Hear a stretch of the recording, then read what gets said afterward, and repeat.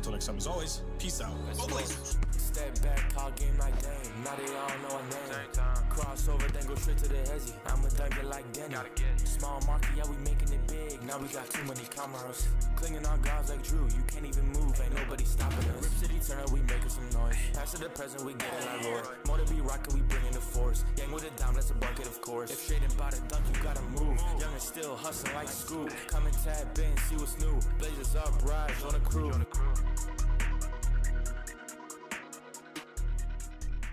What's going on, everybody? Welcome into the Blazers Uprise post-game show presented by Sleeper. Today, your Portland Trail Blazers win their second straight game against the Dallas Mavericks. They get a 125-122 victory as they hang on after blowing a 17-point lead. They salvaged this homestand, winning their final two games after dropping their first three. They're 2-3 on this 5-game homestand, and they get a much-needed victory over a team chasing them for the 10th seed, which, of course, is the final play-in spot. The Blazers moving to 14-19 on the season. This was a tale of two halves for the Blazers. They score 75 points in the first half. They get up to as much as a 17-point lead. But, of course, we know 17-point leads aren't meant to last for the Portland Trail Blazers. Of course, Dallas comes back, takes a lead, gets up 2 possessions there in the fourth quarter. This looked like it could be a back-breaking loss for your Portland Trail Blazers with their next game against OKC to end the year. This was a much-needed game, and the Blazers clutched up just like they did against the Celtics, and they win their second straight close game. It's nice to see this team come through in the clutch a couple of times and get some victories. What's going on, everybody? Hopefully you had a good rest of your Sunday. Of course, we caught you yesterday on that post-game show. Back at it again today. Hopefully you had a good Monday. Eric, what's going on, man? How are you doing? Pretty good. Now that the Blazers have won 2 straight, watching the Rams lose to the Falcons was also nice this evening. But yeah, the Blazers, I mean, there were times in this game where it was, I don't know what the right word is, pathetic that no one else could do anything outside of, 3 people, and it was just killing them to have these great penetrations, and the only kick out is to City Sissoko, who just keeps on either missing or driving and turning the ball over, or bad things just seem to happen every time they kicked it out to someone other than our main players. But we got another good game from Caleb Love, man. That guy is playing great the last few games. And I don't know, like I'm starting to maybe think that he could be maybe not like a star in the NBA or anything by any stretch, but like, someone you can maybe get something out of consistently. He's been playing great, and he's not afraid of these moments, unlike a lot of the other players on the team, and really shows. Yeah, we're going to have a long Caleb Love conversation today because he had his 4th good game in a row. To tease that conversation, the thing has always been about him being efficient. He was wildly inefficient in college, and he was wildly inefficient in the NBA until the last 4 games. If this is who Caleb Love was every night, I would be speaking a completely different tune. And this Caleb Love has helped us win these couple of games where nobody else is able, willing, or capable of shooting from the perimeter. And he's come in 6 for 10 from 3 today, knocking down shots, playing with confidence. He's not somebody that's, even though he's a two-way rookie, going to get phased by the end of a close game. We saw that earlier this season when he closed out that game in Golden State, had 26 points in that one, has 24 tonight. So he is capable of having big games, which is kind of what this team needs, considering you're not ever going to get really a 20-point game from Ryan Rupert, although he did give okay minutes today. We'll talk about him. You're not going to usually get a 20-point game from a City Sissoko or Chris Murray, who didn't play today. He was out, so City Sissoko got the start. Caleb Love does have the upside on any given night if he's hot to swing the balance of a game. He's had some games, of course, this season where He shot the Blazers maybe out of games or really, really inefficient games, but it all comes down to the efficiency. He's been efficient the past 4 games, and it's been huge for this Blazer bench that needs a scoring spark. So we're going to talk about him. We're going to talk a lot about City Sissoko tonight. He really struggled in this game, and he continues to struggle. I wish I never said he was shooting the ball well. I wish I never complimented his shooting. At this point, should I even compliment Caleb Love? Because I don't want to jinx him. I don't want to do to Caleb Love what I did to City Sissoko when I said, man, maybe he's turning into an okay shooter, and then now he's shooting like Blake Wesley, where he can't stop missing the front of the rim. His shot looks terrible right now. So maybe I should continue to criticize Caleb Love. Maybe I shouldn't say nice things about him so that he keeps playing well, to try and, I don't know, prove me wrong or however you want to say it. He's been playing great. We're going to talk about that, but go ahead. I'm just going to say Caleb's not the kind of guy who gives a crap about jinxes or that kind of stuff. Like Do you think City Sissoko is a guy who cares about jinxes? Because right now he's playing like I think mentally for City Sissoko, yes, his 3-point shot, like many other players on this team, depend on him being mentally focused. Caleb Love thinks he's going to make every shot, whether it's a 35-foot pull-up or a catch-and-shoot wide-open shot. Like, he thinks they're all going in. So I don't think he could be fazed by someone saying, oh, you're shooting great lately. Whereas some of these other guys might start to get comfortable once they start shooting well. And so, like, Caleb Love's either going to miss his next 10 threes or make his next 10 threes, and there's not a dang thing anyone says that will change that, in my opinion. Yeah. And while we had a great game today, there's a comment in chat. If Love continues to develop serious questions about guards, Dame, Drew, Scoot, Sharp, Love, he has good 4 good games in a row, and now we're ready to insert him in conversations with Drew and Dame and Scoot and Sharp. Let's not get ahead of ourselves, all right? We'll talk about how he played really well today, how he's been playing really well lately, but we're also not going to overreact and get ahead of ourselves here. But we'll go through every player like we normally do. You guys know how this works. Let's take a look at the team stats.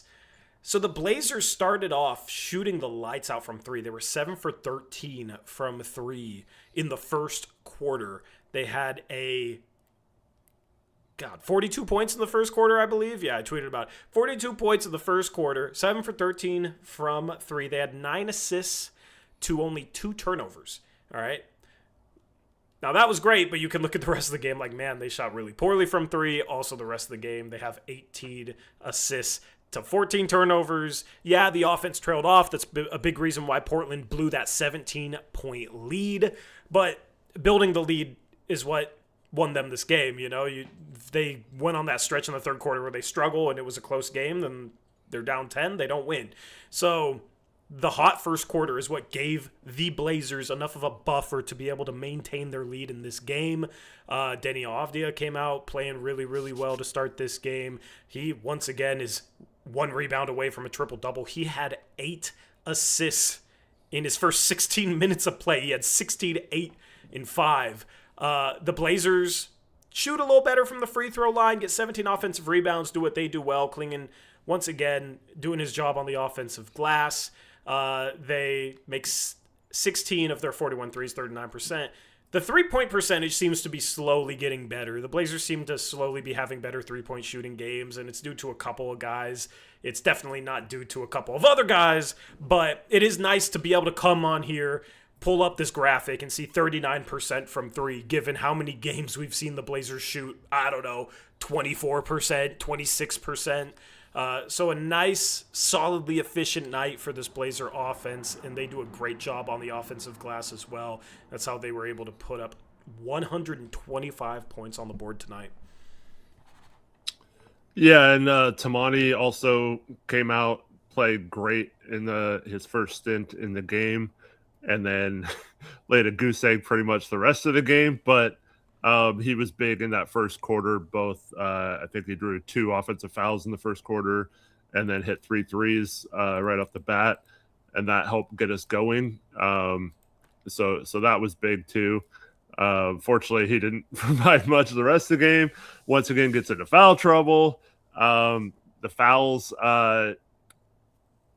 thought that was going to come back to haunt us once again with Tamani taking himself off the court. City Sissoko had his usual dumb foul to get us closer to the penalty there in the second half. And I thought that was going to be a key thing down the stretch. Now, we'll probably discuss this at some point, but the refs, we got a couple of late whistles there in the fourth quarter. Dallas was not getting those calls. And so that might be a point of discussion. But there was one foul that went against Denny there at the end that also almost cost us the game. But yeah, the Blazers, I will say they got down 4, and it seemed like the way the momentum had swung that this game was going to be won by the Dallas Mavericks, and credit to the Blazers for fighting back there at the end. Yeah, I've said it many times before. They just have to find ways to win games until they get healthier, until they can hopefully improve some things at the trade deadline, whether that's getting a point guard if they continue to have point guards out, or whether it's adding some shooting. You know, I had a tweet today, the Blazers need to trade for Vic Krejci. That's my under-the-radar target who I would love to see in a Blazer uniform, 6'7" shooter. Maybe we'll talk trades at the end of this show if we have time. But, yeah, with the injury report the way it is, you know, it's not just a overall excuse for everything. The Blazers have had some struggles that, you know, players have had struggles with certain things during some of these losses that they should be better than. Some of the sloppiness isn't just excusable by the point guard situation. I've talked about that a lot. But at the end of the day, you are sitting there with a lot of guys in street clothes on this Blazer bench. So at the end of the day, if you can win a game, even though it's not pretty, even though you blow a 17-point lead, that's what matters at the end of this thing. This would have been a devastating loss had Dallas completed that comeback. They were up 2 possessions. They had all the momentum, it seemed like. So this could have been a brutal, brutal loss. It would have put the Blazers at 13-27 games below 500. The next game is against OKC. Dallas would have been up 2-0 on the season series, so they would have had the inside track to any sort of tiebreaker in the play-in, and they would have been tied with the Portland Trail Blazers. They would have been tied with the inside track at the tiebreaker. Instead, Portland's 2 games up on the Mavs, and now it's 1-1 in the season series, so Portland still has a chance at that tiebreaker. Of course, these teams aren't done playing against each other, so that's how monumental this game was for play-in positioning. It's a home game. They're without Anthony Davis. D'Angelo Russell didn't play. I didn't see him on the injury report, but he didn't play. Didn't really matter because Brandon Williams was awesome. Maybe it would have been better for the Blazers if D'Angelo Russell played instead of Brandon Williams, because he tortured the Blazers tonight. But yeah, this was just one of those games. You got to find a way to win close games late. The Blazers have struggled with that, and this is an opponent that you really needed to beat that was shorthanded without a number of guys as well. So they found a way to do it. I'm very happy that they did. Yeah, and I don't know. Did you expect that Clay shot to go in? Oh, of course. The Najee Marshall shot too. I was like, oh my God, yeah. We're gonna leave him that wide open. And he's not a particularly good shooter, but that was one of those where it's like I had the same feeling as when Vucevic shot that 3, when Desmond Bane shot that 3 on both those shots. Maybe I'm just conditioned to expect the worst late in the game. But, you know, you don't want to leave a guy that wide open from the 3-point line. But I guess that's the shooter the Blazers wanted shooting that shot. I don't know. I don't know if that was by design at all. But, and then Clay, you don't want to let Clay get a decent look at 3. You know, there's 2 hands in his face, but he did get a decent look. The Blazers, with only 3 seconds left, that final play, didn't have time to really play the foul game. I was worried that they might foul in the act of shooting and send a guy to the line for 3 free throws. So I absolutely did expect that Clay shot to go in, though. The angle they showed, like live action, it looked short, but the other angle from the other side, it was really close to going in. It was a lot closer than it looked from the other side. But yeah, so that Najee Marshall play, great play by the Mavericks, just wrong shooter for them. But I mean, I guess Portland played it that way with Klingon guarding Marshall. He was obviously the help man on Cooper Flagg there, and we were going to let Najee Marshall tie the game if he got that opportunity. But luckily he missed it. He missed it. We had a possession late where we ran the stupid zone, and Klingon had to go out. He was stuck between guarding two guys on that backside of the zone in front of the Blazer bench, and Marshall also got a three from the corner late in the game that would have been a big shot that he missed as well. So kind of lucky that it was Marshall getting the ball in those two spots. If you're the Blazers, like you said, he can hit a three occasionally, but in that situation, misses both of them, and that's the game. Yep. The Mavericks are actually 12-22, so the Blazers 2.5 games up on them in the standings. Let me thank a donation. We got a donation from JRT. $8 donation says, it feels like Love and Sissoko are competing to get off two-way deals. Might be weighing on City. Could be wrong, though. I don't think it's weighing on City. Thank you for the donation, by the way. I don't think it's weighing on City. I just think he's just not a particularly good shooter, and he had a hot stretch where he was making some threes, and now he's kind of regressing back to the mean, which is that he's not a league average shooter. He got his percentage up to like 34% from three, but his form's kind of weird. The ball comes out of his hand kind of weird. I don't even know how to explain it. It's kind of like it's almost like a little bit of a shot put in a way. It's like a side put off. Yeah, it's like I don't know. It's something with his shooting shoulder is weird to me. But I think some of the fouls from him, and we'll talk about Tamani's fouls as well. But some of City's fouls, he comes in and is just way too physical, and it's just the easiest call for refs, and he commits some really dumb fouls, and then the Blazers are in the penalty for half a quarter, and it just kind of like leads to some of this third quarter trouble, I feel like, lately, where City Sissoko just has a really bad third quarter, and it starts to create a bit of an avalanche effect there, so to say. So need him to be better, man. He has 6 points. He plays in... let's see here. How many minutes did he play tonight? Let me pull up the box score. Normally I have this ready. 22 minutes. He has 6 points. He's 1 for 8 from the field. He's 1 for 6 from 3. He has 5 boards. He has 1 assist, 2 turnovers. Just not a good game from him. He was a -6. You had a couple guys come off the bench and outplay him. You know, Ryan Rupert, I thought, was better tonight. He was 4 for 9. He had 9 points in 28 minutes. I will say, for as much crap as I give Ryan Rupert, I do like that little, 7-foot jumper because he has such long arms. He shoots it so high. I like that. The play where he took it at flag and bumped him and then hit that shot was like, okay, I can get with this. I like that. Flag was like, what the F just happened? Like, I know. Did that guy really make that shot? Yeah, he's probably on the game plan like, this guy doesn't do anything on offense. You know, he... Like turned to his bench. He was like, dude, did that guy just make that shot? Like, yeah. That's a tough move. I'll let him shoot that all day. I know, that's a tough move. But he had a couple of them. I do like, against a zone, with the lack of shooting the Blazers have, it's a little bit tougher to play against a zone. I do like Rupert kind of in that middle area. Well, he was cutting. Zone. Yeah, unlike the other players, like for what we just talked about with City, he camps out at the 3-point line, and he's always the kick out option. And the other team is like, okay, cool, pass the City all you want. We don't care if he shoots. We all want him to shoot. And so that's the difference. Is Rupert sometimes stays, but a lot of times he's moving and he's cutting, and he gets that little. He had one in the first half where it was just a nice little 5 or 6 foot jump shot when he catches the ball clean in the middle of the paint because there's no one there in the zone. Yeah, 1,000%.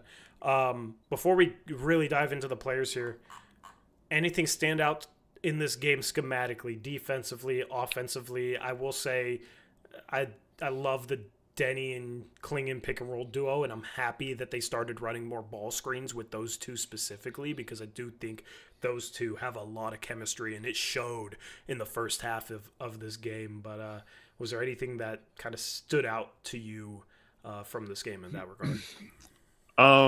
Well, once again, the Blazers went very zone heavy at times, and it was always when like Klingon or Young Hansen was in the game, and it just drives me crazy because they're forced to run out on that shooter. We don't rebound well out of it because the big gets pulled out to the corner, and they made a couple threes because of it. And so I'm continued to be baffled as to why we consistently run that zone. I get it for the top three guys.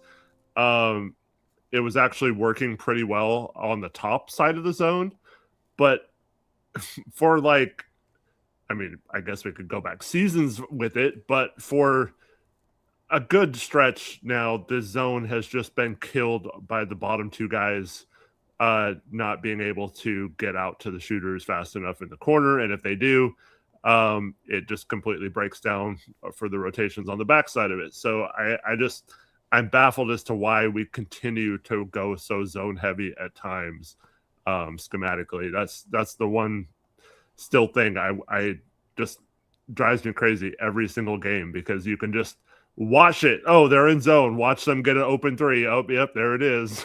And if they don't get an open three, watch them all be out of position to rebound. And it's just like clockwork sometimes. I don't understand why they continue to run that same zone. Yep. I don't get it either, because you would think they have like offensive rating, defensive rating stuff for different schemes. You know, this is the type of stuff that organizations track. So what's the defensive rating of that zone? I swear it cannot be good. I don't have a number in front of me or a log of possessions where they've gone zone and what the results are. But just based off of watching the eye test, like there's no way that defense, their zone defense performs well.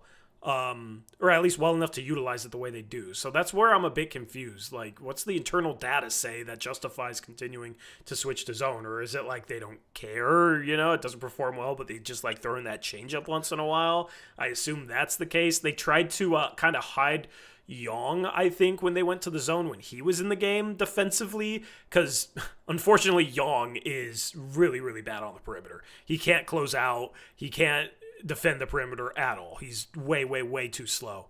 So the Blazers go to a zone, a 2-3 with him in the middle. The problem is you can't hide a center no matter what. Like, you can't hide a center on defense. You can't hide him in a man-to-man because they're just going to hunt him in pick and rolls. You have to kind of get creative with maybe like pre-switching pick and rolls to keep the big low if you're in a man-to-man.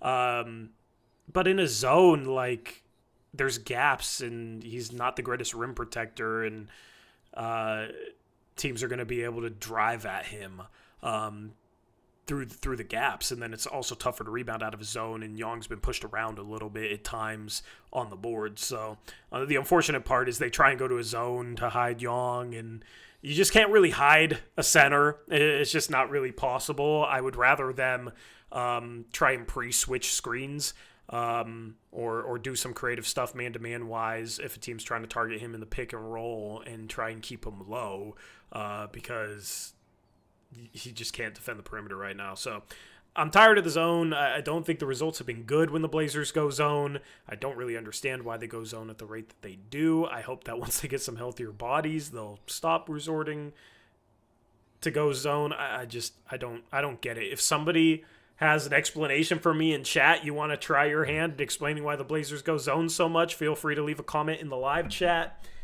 I can read it off because I'm at a loss for words, because every time they go to the zone, it just never really looks good, and this has been a theme all season long.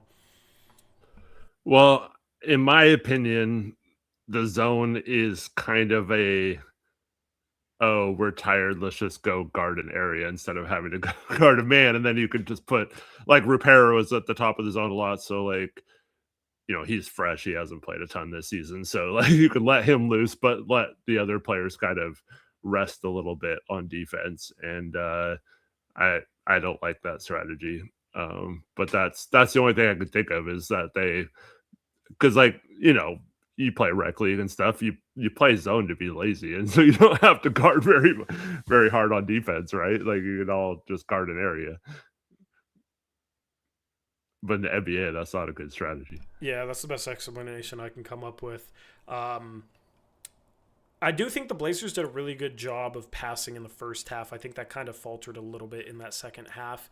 I love the pass that Young had, the backdoor cut from Shea, because there's a really thin window, and Young threw that pass perfectly, and Shea got to the rim and scored. And then Shea had a really nice pass to Robert Williams there shortly after that, which was one of Shea's best passes of the year, in my opinion.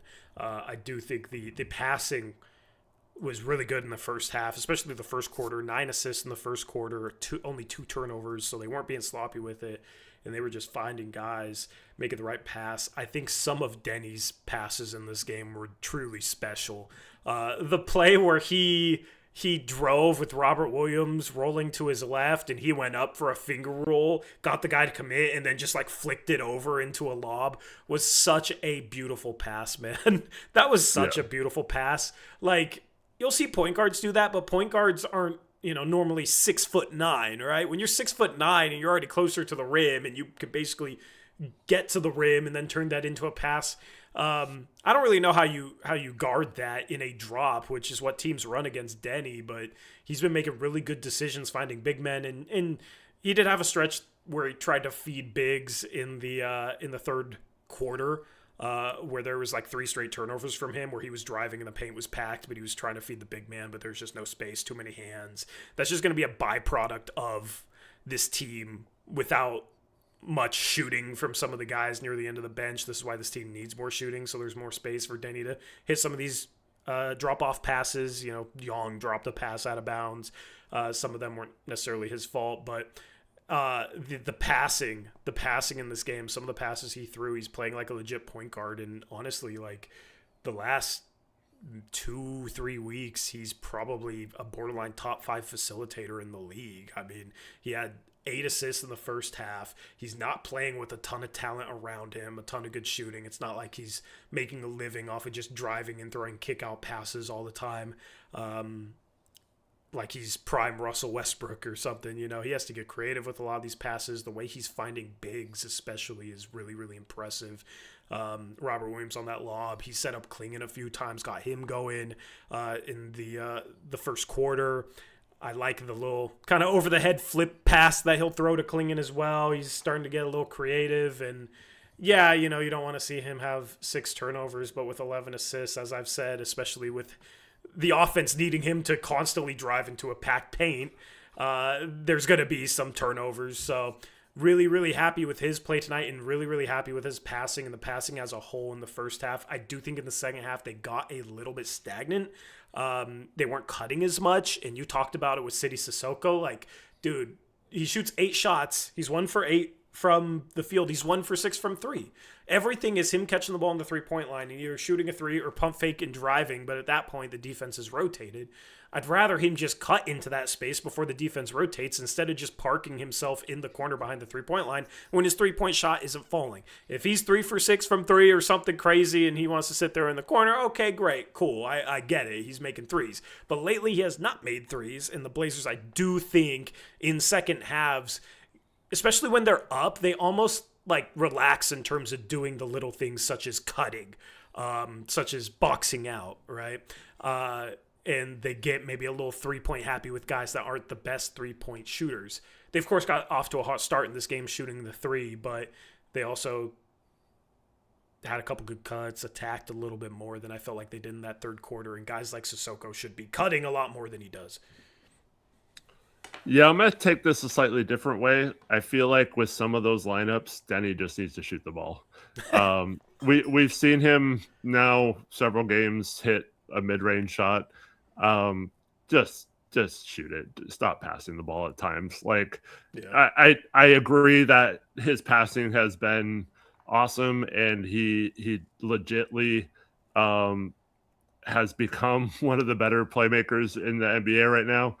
But yeah, like when you're in a lineup with Young Hansen and City Sissoko and Ryan Rupert, you know what I mean? Just just shoot the freaking ball. Like it's a better option than kicking it out or trying to find Young in the post where he's gonna probably fumble the ball, or even if he catches it, going to be too slow to react to get it. So he just needs to shoot, like in my opinion. And it's almost like he's overpassing at times. So I'd much rather him get his shot attempts up and be a little more selfish in those situations. Not all the time. Like if you're with the starters or whatever and they're playing well, or you have a guy that's on fire like Caleb Love and you're kicking out to him specifically, then maybe that's fine. But like other than that, when you're with these lineups with guys who cannot do anything on offense, just continue to take over and shoot the ball. Yeah, I think it's a little tricky when, you know, he's just kind of playing in the flow and reading defenses and just passing it to a guy. I don't want him to, I don't want him to necessarily overthink who he's passing to. I agree with the sentiment, like, okay, Young down there in traffic, like, just shoot a mid-range, just shoot a floater. But I feel like the decision-making isn't the wrong decision. Like, I feel like almost all the time he makes the right decision whether to pass or shoot. The only reason it's a wrong decision isn't because of the play that Denny's making. It's because of who's receiving the pass, you know, or the situation where it's like a paint's packed and there's not good shooters, or, you know what I mean? It's outside of Denny. The hope for me is with this passing and decision-making that he has right now, once he gets more talent around him, then that's when the offense will really start to click at a really high level. NBC threw up a stat today. The offense is, and I couldn't believe this because this is a wild difference. The offense is 17.6 points better per 100 possessions with Denny Avdia on the floor.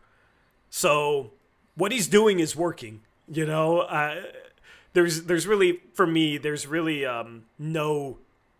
nothing to like nitpick necessarily, even though I do agree with the sentiment. I want him shooting more than I want him passing to guys like City Sissoko in the corner. I think the decision-making, though, I wouldn't change because the hope is one day he'll have actual shooters. One day that might be Damian Lillard in the corner, you know what I mean? And I want Denny to continue to make that pass once he has those guys. I don't want him to get away from playing that way because he's still averaging 26 points per game. He could be averaging 30 efficiently, I think, if he really wanted to. But, you know, we see him, games like this, 11 assists. Like, he's the only guy that can get other guys on this offense going. Nobody else is making the game any easier for anybody else on the floor. Nobody else on this team is really setting up Donovan Clingan. Shane Sharp had 5 assists in the first half today, which I liked, finished with 5 assists. But I do like some of the plays that Sharp made, but he's averaging 2.5 assists per game. So I will say, like, sometimes it's good, even lesser players, to get them going a little bit just so they can contribute, just so defenses have to respect them as a threat. And it's just a really hard balance to strike right now because of the lack of talent around him. So I love the way he's playing. I wouldn't really change it at all. Well, he could also average 30 points per game if he was making his free throws more. That's continuing to be a problem as well. That's the only other thing we can say negatively about him. Other than that, another fantastic game. What's he shooting on the season now? I don't know. From the free throw line. So going into this game, he was shooting 79.6%. I don't know. It feels lower than that, you know, but yeah. If he can shoot 80%, like, that's generally the benchmark for being a good free throw shooter, right? So I feel like sometimes I think it feels like he misses more because he shoots so many.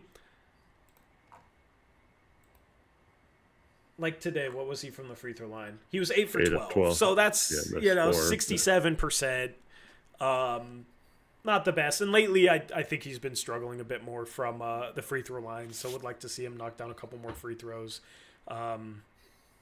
Especially the clutch ones. You know, I talked about that recently. The Blazers need to do a better job making clutch free throws. Shout out to Sharp. He made some clutch free throws today.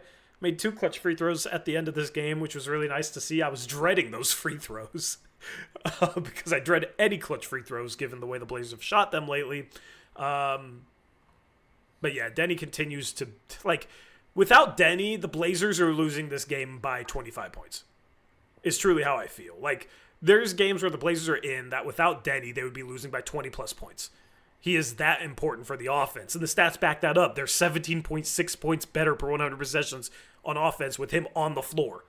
So imagine if, instead of him being game planned as the number one guy, you take him out of the equation and Sharp's the number one guy, and teams are really loading up on him, and he doesn't have a chance to do anything because he's the only guy. Like, Denny Avdia has been a big reason why the Blazers are 14-19 when in previous years, given this situation, given some of the injuries, even last year with Denny, the way he struggled at the start of the season, this team would not have 14 wins at this point in the season. This team would be a bottom 5 offense, yet they're almost average with a lot of the issues that they have around them, and it's because of Denny Avdia.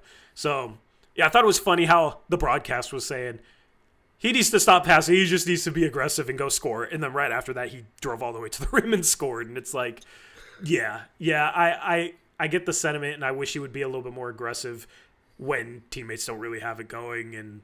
And I do think he can do a better job of striking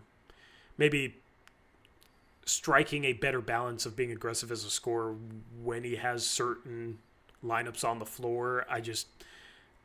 I don't want him to have to think about too much, At some point, we just need to get better talent around him, and that's the real issue. So, yeah, for sure. Pick your player. Pick your player, Eric. We'll do it. We'll do a player of the game poll. We'll do Denny. We'll do Sharp. We'll do Klingon, and we'll do Caleb Love. So pick a player. I'll do the poll. Well, let's just go down the list and go with Sharp next. Yeah, go ahead. I really liked 2 passes he had in the first half. The one bounce pass in the lane to Robert Williams, and then he actually made a good pass on a fast break to Denny for once. He led him. He had been very bad at that lately, throwing behind people on fast breaks. So, so didn't really play make as much. I thought he took some tougher shots in the second half. Wasn't hitting a lot of them. Did make both of his free throws in the clutch. Man, that one play where there was 2 plays in the second half. One he drove and got fouled twice on. The other was the one he got his own rebound off the backboard and put it in. But why is someone allowed to grab him with 2 hands on his drive and just ride him the whole way with 2 hands? I don't get that at all. But it still has to shoot better, has to do a better job of accentuating flailing or flopping. I don't know what the right word. He falls on a lot of drives accidentally, where he just doesn't have enough lower body strength. He had a turnover today where he traveled because of it, and the refs aren't going to give him that call, so I don't know what he needs to do. Well, yeah, he runs into a vertical player a lot and falls over, which is not necessarily a foul, but man, it seems like he gets grabbed a lot on drives, and unlike Denny, he just does not do a good job of selling those. But I thought, except for the missed shots, I thought he played pretty well in this game, especially defensively.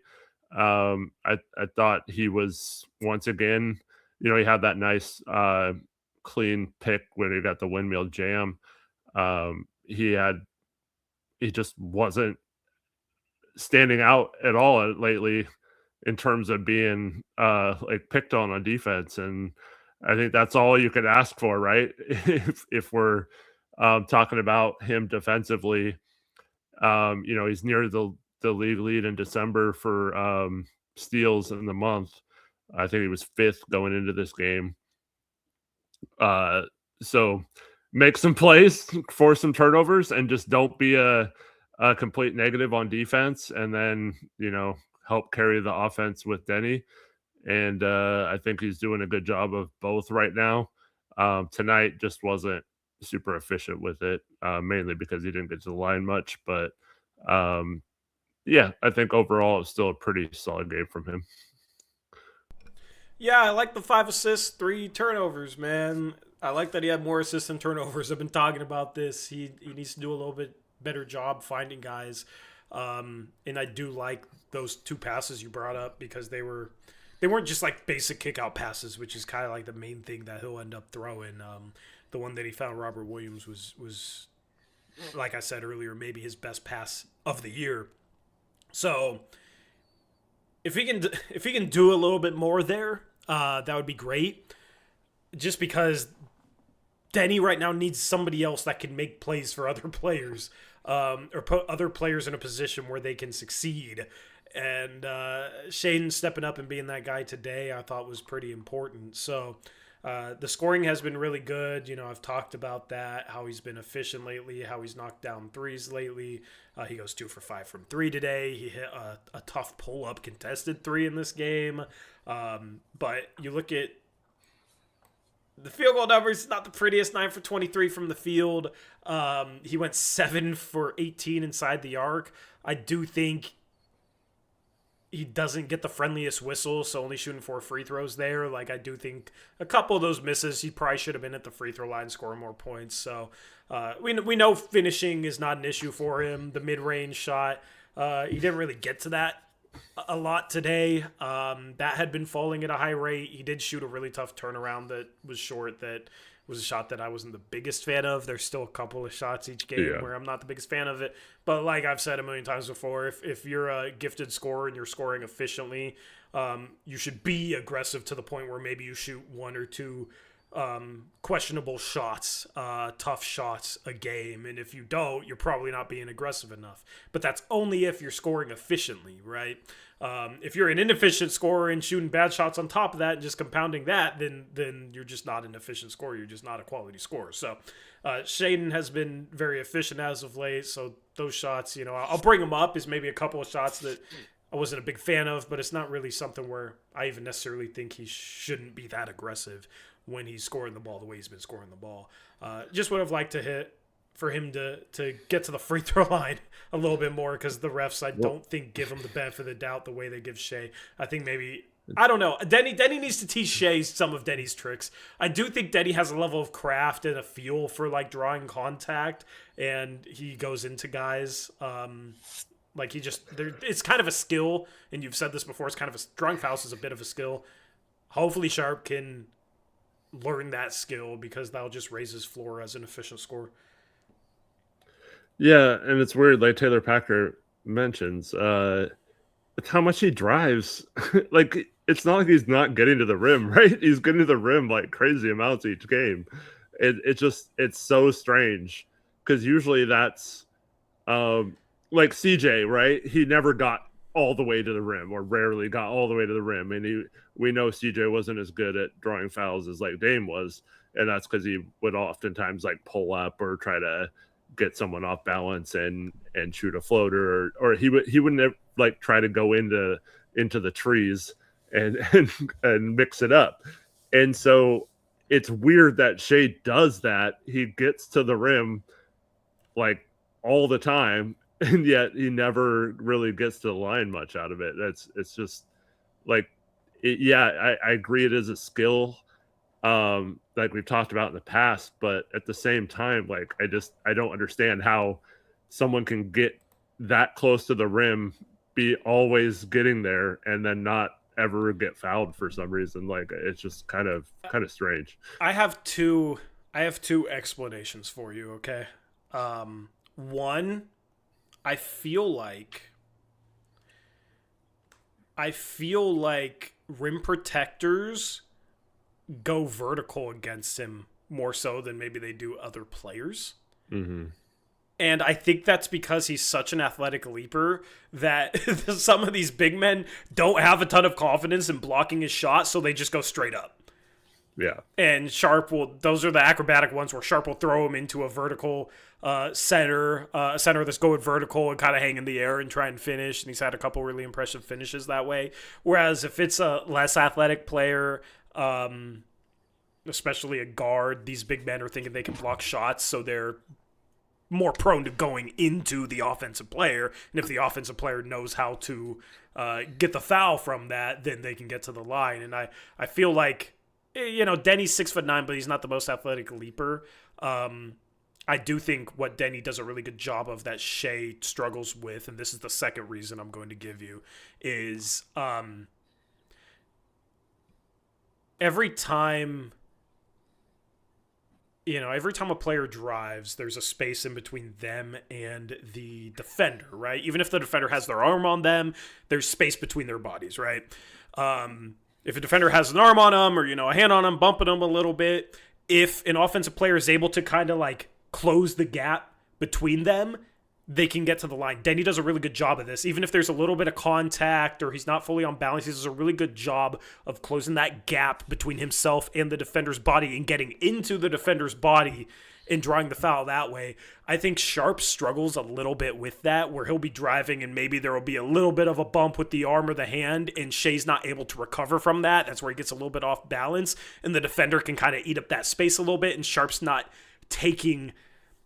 Sharp's not creating the contact or going back into the defender to create the contact necessary to get a call, where you could maybe say, I think he's getting fouled with this, a little bit of an arm bar the defender's putting on him or the hands that the defender's putting on him.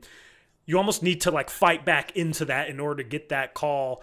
And Denny does a great job of that. And Sharp, I think this kind of goes into like the lower body strength that we talked about before.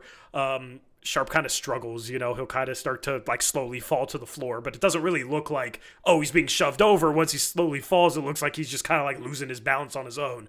So I think those two reasons are part of the reason he doesn't get to the free throw line more with how much he drives. Yeah. I mean, both those make sense. Just still seems weird that he can't get a call.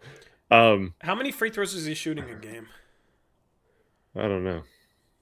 Well, half his free throws tonight were just because he got the ball at the end and they fouled.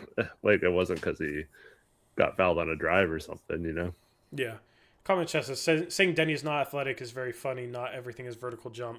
Did I say he's not athletic? And if I said he's not athletic, I meant just in terms of vertical jump, because obviously he's very fast for his size, changes direction stops, decelerates well. Those are all athletic traits, right?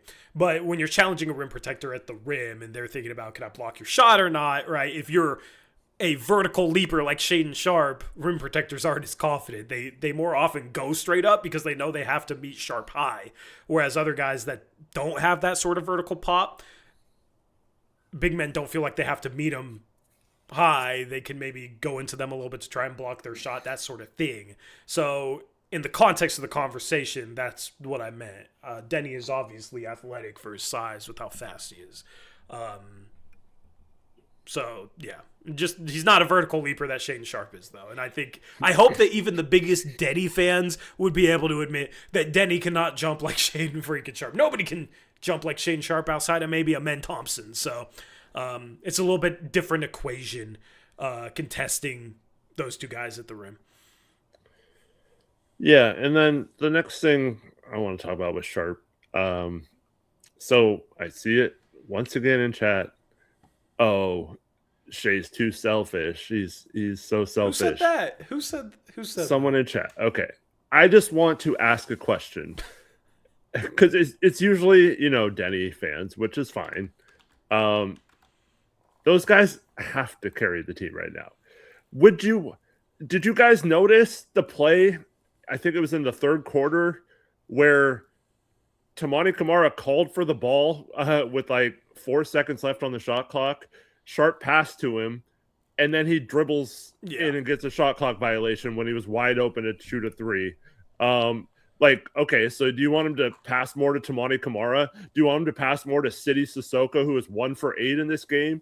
Do you want him to pass more to Ryan Repair when he's out there? Like, who the heck do you want him to pass to more to be less selfish? We have to have our main guys be. That's what I was talking about with Denny. Like, we need them to be selfish right now.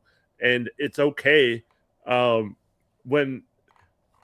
they make the right plays and stuff like that. But today, I'm sorry, I would rather watch Shea shoot a 18-foot turnaround contested jumper than kick out to City Sissoko one more time. I was going to rip my hair out. Yeah. It was driving me crazy this game. It was like I was yelling at Denny and Shaedon, just shoot the ball. Do not pass out to City one more time in this freaking game.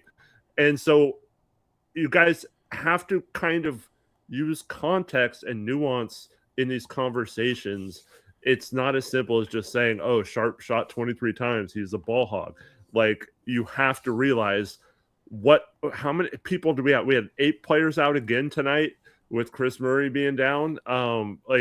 It's just, it's crazy, man. Like I don't know what you expect these guys to do.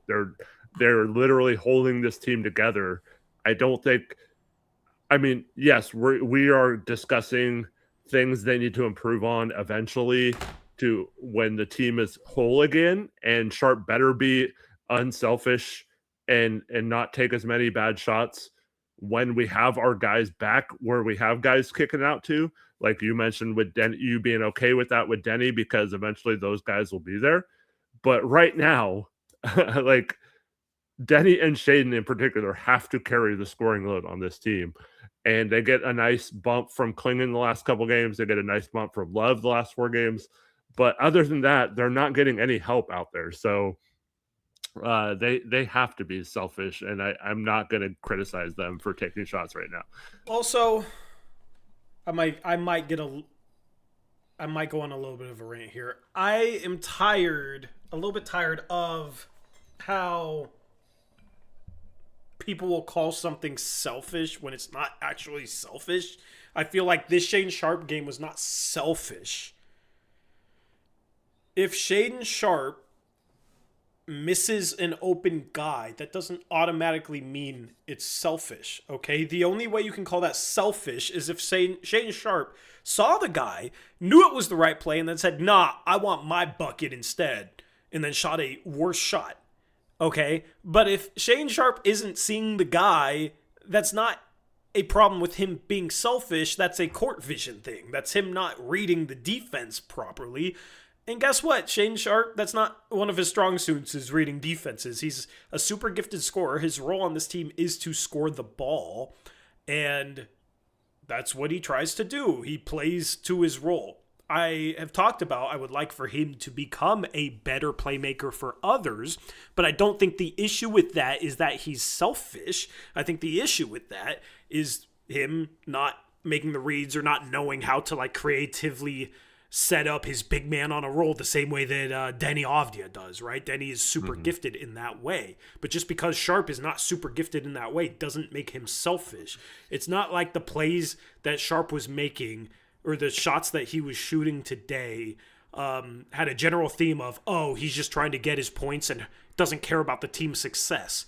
This team needs him to score. This team needs him to be aggressive offensively. So when he goes out there and he's aggressive offensively, that's what the team needs. So how is that selfish? If he's trying to do what the team needs him to do, it's not selfish if he misses a read.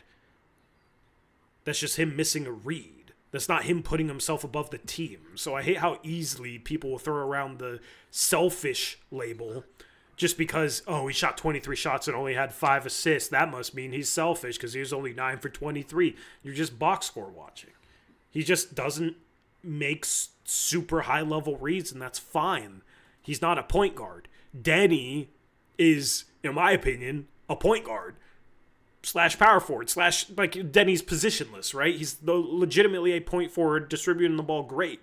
But that's the problem, I think, with between Denny fans and Sharp fans. A lot of people will say I'm more of a Denny fan, but I'm just a fan of this team, and I try and call things exactly how I see them. The problem is between Denny and Sharp fans is Denny distributes like a point guard, and then Denny fans will look at Sharp and say, oh man, he doesn't distribute the same way. He averages 2.5 assists, right? Denny averages 7. That means Sharp is selfish, where I'll have this conversation about how, Sharp's averaging more turnovers than assists. Denny is a far better creator for others, but that's a skill. That's not a selfish or... If you call someone selfish, you're basically criticizing the intention behind the plays they make in regards to the success of the team. And that's not the case with Shaden Sharp. And I think that's the problem, is some of you Denny fans will be so quick to call Sharp selfish, even though it's not a selfish issue, just because he doesn't have the same level of court vision or passing ability as Denny Avdia. And that's not fair. I'll also point out a couple things. One, It drives me crazy when we pit players on our own team against each other. We need them both to be good, and they can play together.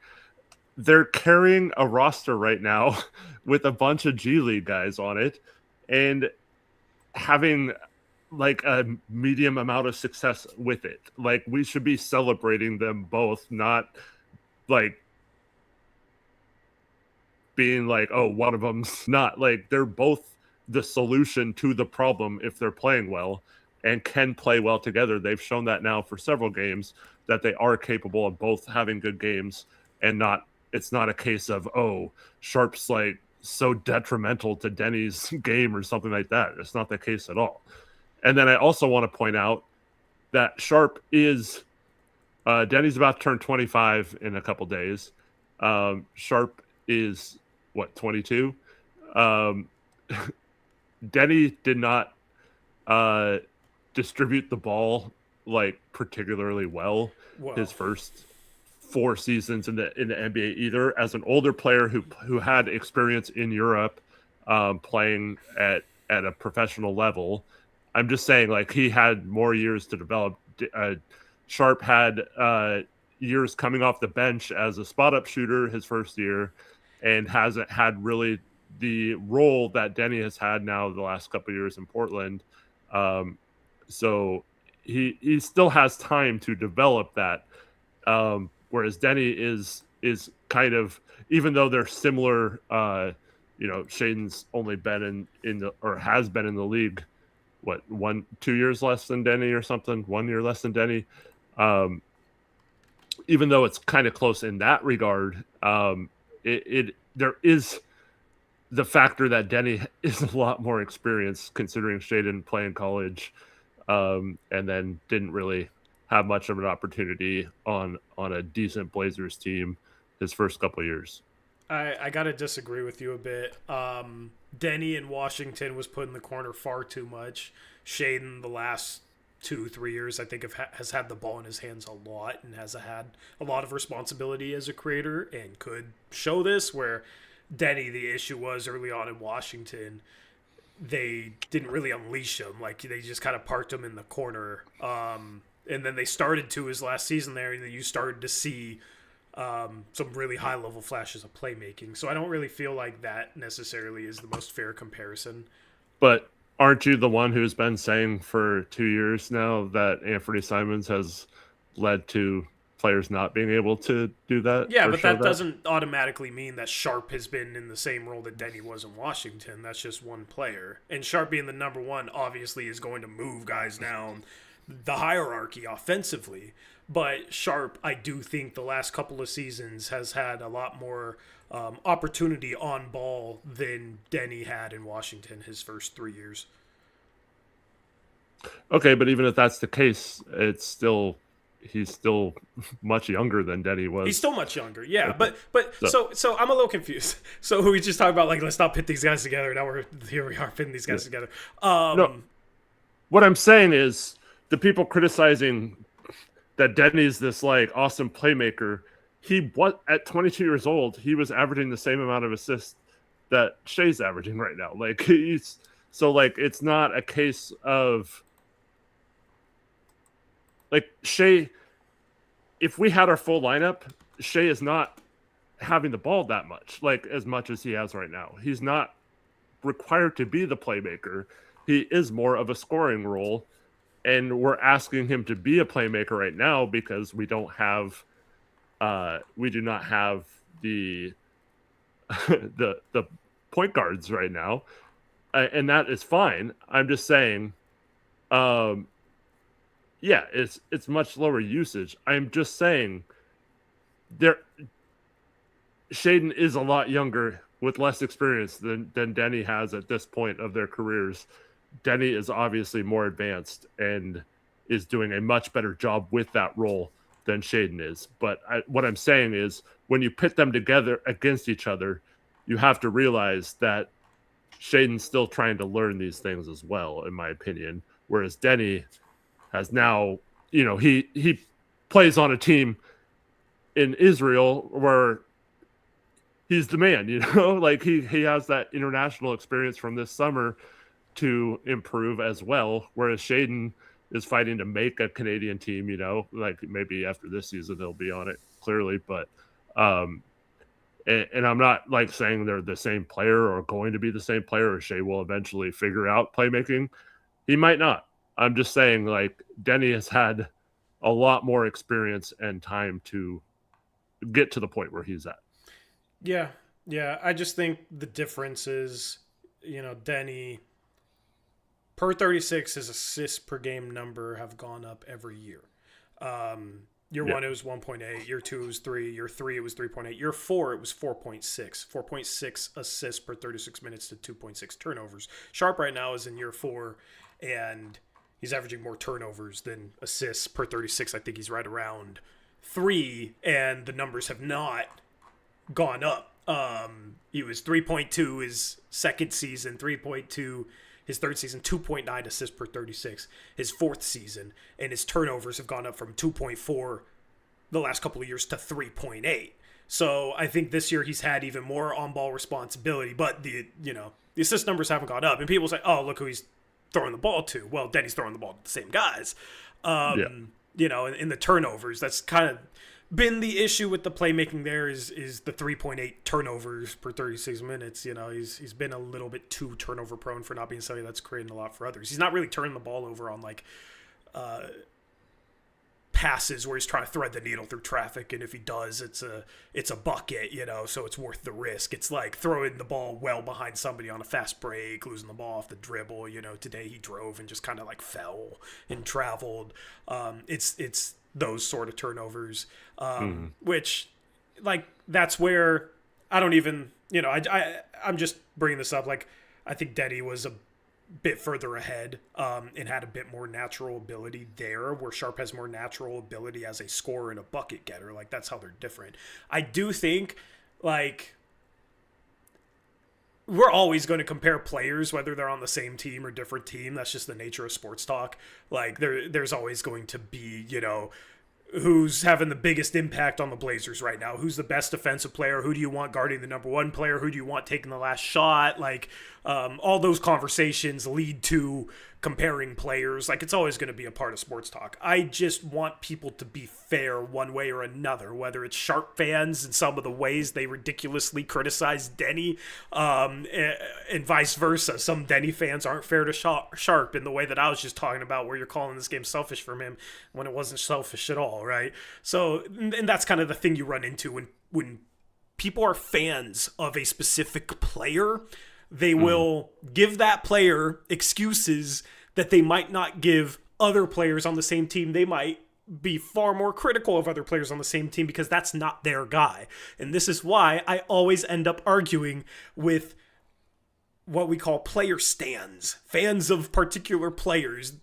None of them like me. I've gotten into it with Dame fans when they start trying to downplay Steph and act like Dame would have the same exact legacy as Steph and blah, blah, blah. It's like, okay, man, I love Dame. He's my favorite Blazer ever, but I'm not going to be completely biased for him. So I piss off every player stand group. Go ask the Cam Reddish fans. Go ask the Carmelo Anthony fans.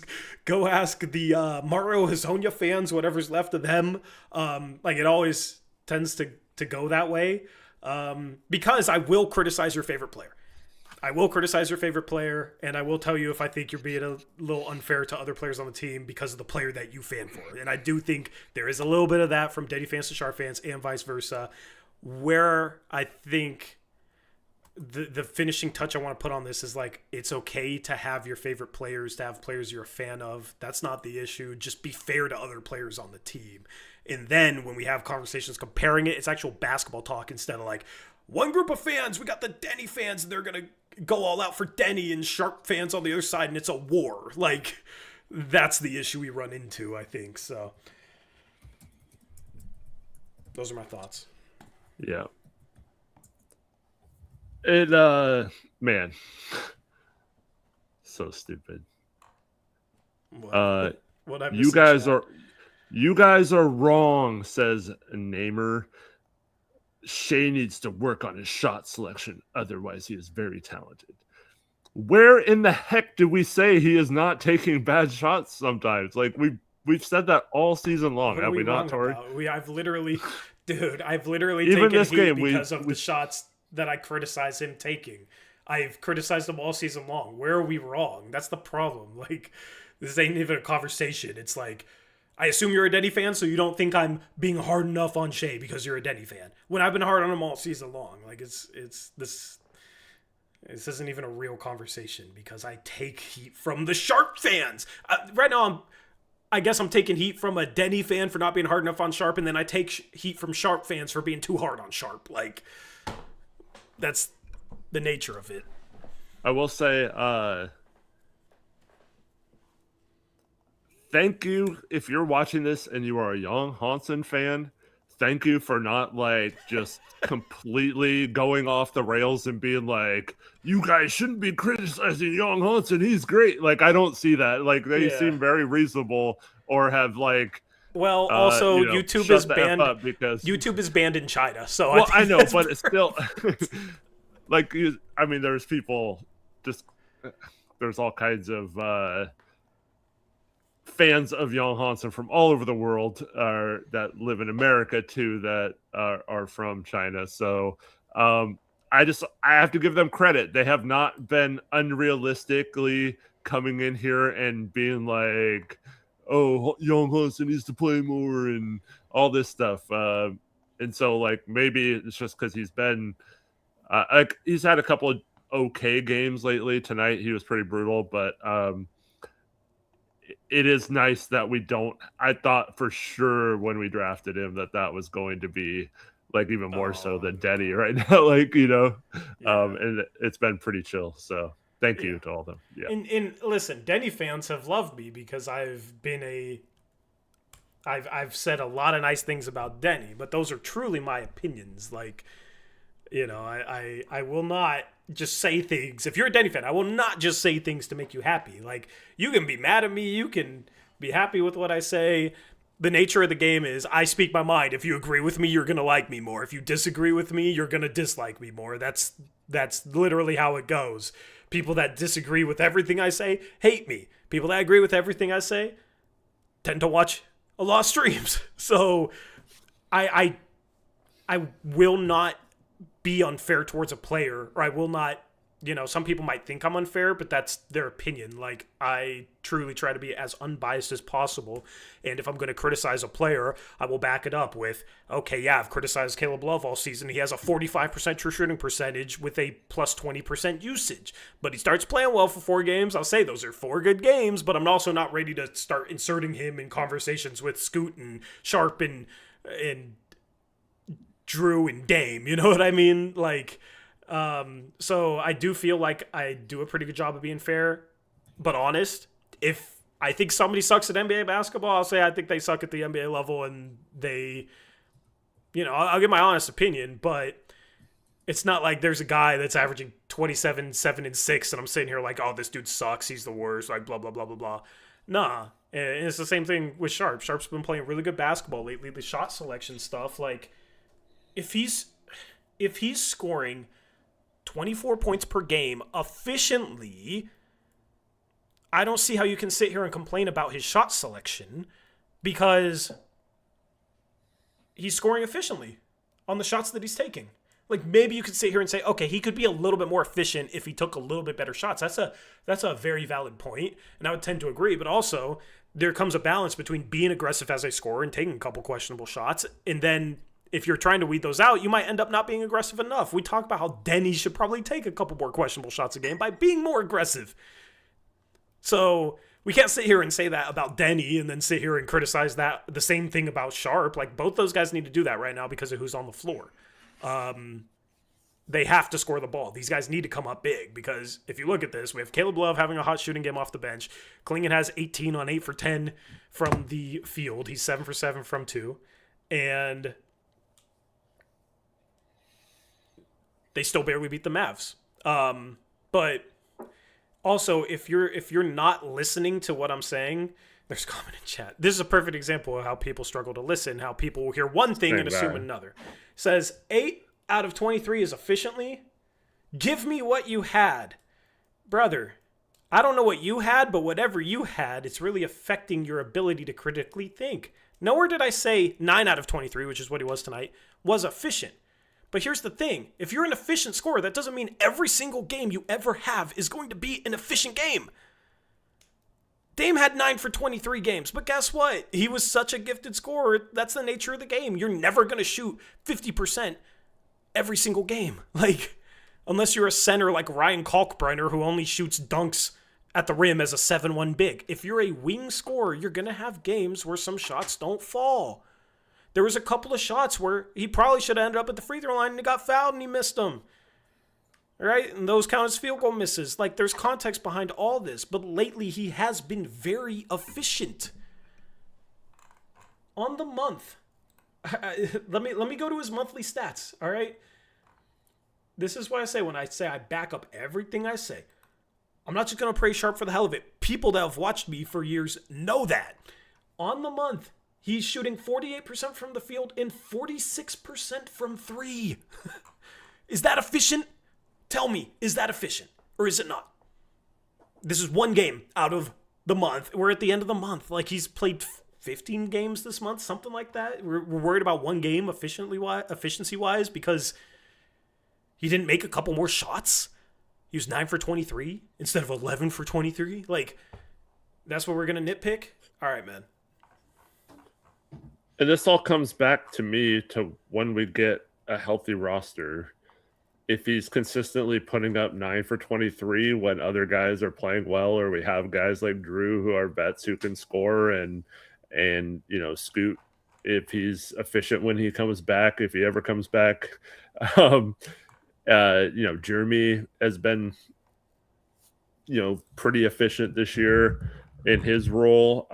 Like, if Sharp's continuing to ice guys out to shoot 9 of 23, we'll have this conversation, and you and I will be the first people to say he's not he's not seeing the floor well enough still, and he's not taking good shots like we've done with Jeremy in the last 2 seasons when he's had bad moments. And so that's the thing. Like, I still don't understand Sharp's not going to have awesome games every game. So these kind of shooting games are going to happen. At least it wasn't like a 1 for 7 3-point shooting game where he was shooting a bunch of threes. He was actually trying to get to the rim. He took a couple of mid-range shots that didn't go in. A couple of them were bad, like fall-away ones. A couple of them were he got pretty square and got room separation. And those are shots that he's been making lately and just missed them tonight back rim. So I don't know. Like, I'm not going to be overcritical about his efficiency in one game, A, in a Blazers win, and B, when you look at the injury report and see what we have out, and C, you watch the game and see when Denny and Sharp do kick out to these guys, they do absolutely nothing outside of Caleb Love in this game. So, like, what I don't understand. It just seems like people are box score watching and not actually watching the games, right? Yeah. So all right. I'll entertain this guy. Okay. So welcome into the Tori Argues with Chat segment of the post-game show. It's been a couple of streams since we've had this one, but we're gonna go into it today. All right. The person I am currently arguing with. Here's what I said. I said Sharp has been efficient lately. Sharp has been efficient this month. The guy essentially responded with, he wasn't efficient tonight. You think he's been efficient? Give me what you're smoking. Okay. Lately. All right. Lately, this month, he has been efficient. The guy then follows up with a comment that cracks me up, says, there is a number called true shooting. That's what determines players' shooting efficiency. Eric, did you know? I didn't know that. I didn't know there was something called true shooting percentage. We just learned that tonight, I guess. Thanks for educating me, person in chat. I did not know there was something called true shooting percentage.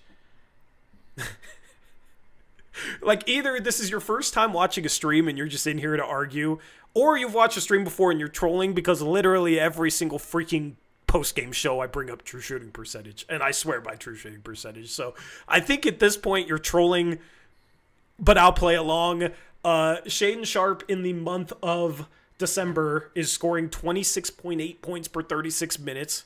He's playing 31.6. He's averaging 23.5 points per game. That's really good scoring volume. He's doing it on a true shooting percentage of 57.8%, which is efficient.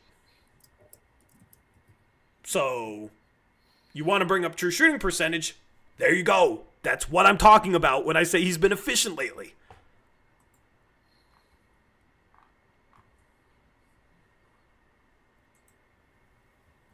Don't bring facts to this conversation. You know he's not going to listen. He said, I know you know it. Just use the number to make your point. I just did. I just did. There you go. What I said is he's been efficient lately. This month, he has a true shooting percentage of almost 58%, averaging 23.5 points per game in 31.6 minutes per game. That's exactly what I'm saying. What are you even arguing with? That he hasn't been efficient this month? Nowhere did I say he was efficient in this particular game. So what are you even arguing with? Like, that's the problem. People come in here and they will hear like a tidbit without any context behind it, and then argue something completely different that nobody ever said. And it drives me crazy. It drives me crazy. Like, nowhere did I say he's been efficient. He was efficient in this particular game. No. But lately, yes, he has been very efficient. And when you're a very efficient scorer, you can still have inefficient games. But there's a reason why I'm not sitting here saying he needs to switch up the shots he's shooting, because this month he's been a very efficient scorer compared to the rest of the freaking team. Like, this is the same team where Blake Wesley has a true shooting percentage of 45% and people think he's some awesome player, right? This is the same team where, Caleb Love... We'll talk about him in a second. But Caleb Love on the season coming into this game had a true shooting percentage of 46%. All right, Chris Murray. Let's just go through the list here. All right, Chris Murray. True shooting percentage of 53%. Ryan Rupert. True shooting percentage of 44%. City Sissoko. True shooting percentage of 50%. So if Sharp is scoring at a volume of almost 27 points per 36 minutes with a true shooting percentage of almost 58%, I don't care if a couple of shots he takes are questionable and he has an inefficient game once in a while, because that is far more efficient than all the other guys I just brought up.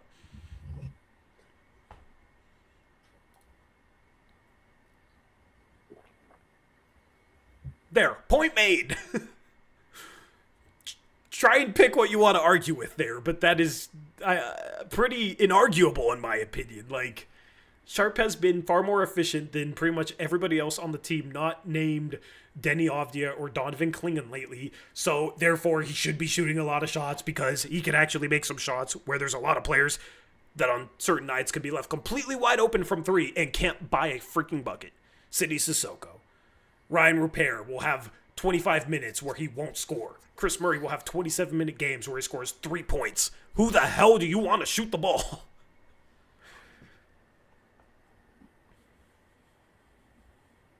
So. Anyway, that concludes Tori's arguing with chat. I think I'm going to... Can I give myself a win there? I feel like I deserve a win. I mean, you picked an easy target. Damn. A win's a win, man. Even against a bad team, a win is a win. Try picking a battle against someone who could actually defend themselves next time, not just troll. All right, I'm just messing. Point out. No, point out. I will listen. I've always wanted to do like an episode, like a video, but like unedited, where I find people who hate me on Rip City Reddit and bring them into a voice chat one-on-one and have a basketball debate. Yeah. Although those are easy targets too. Yeah, true. Anybody who disagrees with me is an easy target. No, I'm kidding. I'm kidding. That's why I did the podcast with Steven, because he wasn't as easy of a target, even though he had some wild opinions. Congrats. We can now talk about this. I've known for a couple weeks, but Steven started his new job today. Yep, I've known. Yeah, I've known that. So Steven went over to 1080. Very happy for him. Got a great opportunity with them. Some people asked if I dislike him now that he's with 1080 because of a certain someone else that's at 1080. He's not on that show, so they're completely different times. Also, I'll just say this: if you're at the same radio station, that doesn't necessarily mean that you like each other. So why would I just like Steven? Because didn't Ryan used to come on Rip City Radio when he was on there? Yeah. With Chad sometimes? Yeah. But yeah, you don't have to like everybody at your station. So that's all I'll say. I will say, Tori, so I've often brought up this show.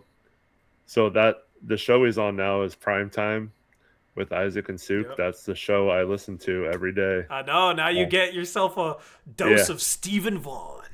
So it was so weird because he made some tweet about a new career opportunity or something. And so I talked to him and he said he was going to be on that show. And I was like, no way. It's going to be so weird because they really interact with their producers a lot. Yeah. So, and they're, so like we've talked on the show about Mike Lynch before. Hope he's doing okay with his condition, but, yeah, so it's just going to be weird hearing Steven every day now when I listen to that show. I know. The thing is, they're going to be going to him for all the Blazer stuff because they don't really talk, they're not big Blazer guys, huh? One of them hates the NBA, and one of them, doesn't mind the NBA, but, isn't super knowledgeable about it, so, yeah. Yeah, congrats to him, man. Yeah, it's a great opportunity, so. Yep. Happy for him. And for those that don't know, it's it's been the number one radio show, and I mean they've been on the air for 20 years. It's a staple in the community here in Portland for radio.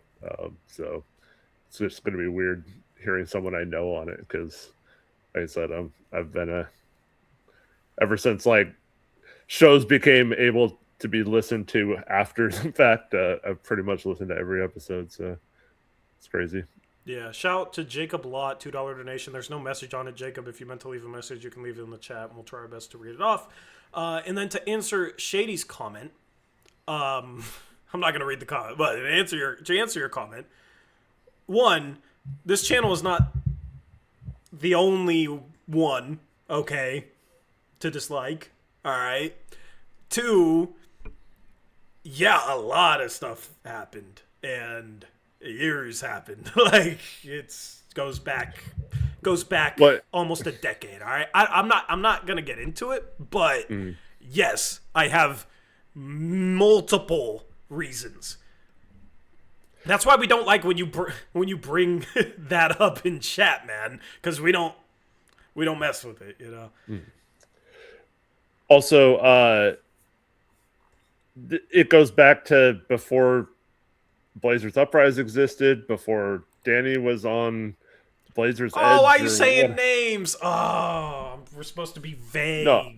Yeah. Oh, we're supposed to be vague. I'm just saying, we all knew each other prior to anyone being anything other than a bunch of knuckleheads on a forum, and just when it just you can tell a lot about someone the way they treat people. So that's just how it started. Yep. That's well said. That's well said. Shout out to Jacob Lott for becoming a starter level member. Thank you, Jacob. Yeah. So I don't know. I don't want to get into it much, but there's been no respect there either way. So trust me, he does not respect us, and we don't respect people that don't respect us. So amongst other reasons. Anyway, Eric got collab cammed for not being vague enough. It was never vague. It was vague enough. It was vague enough.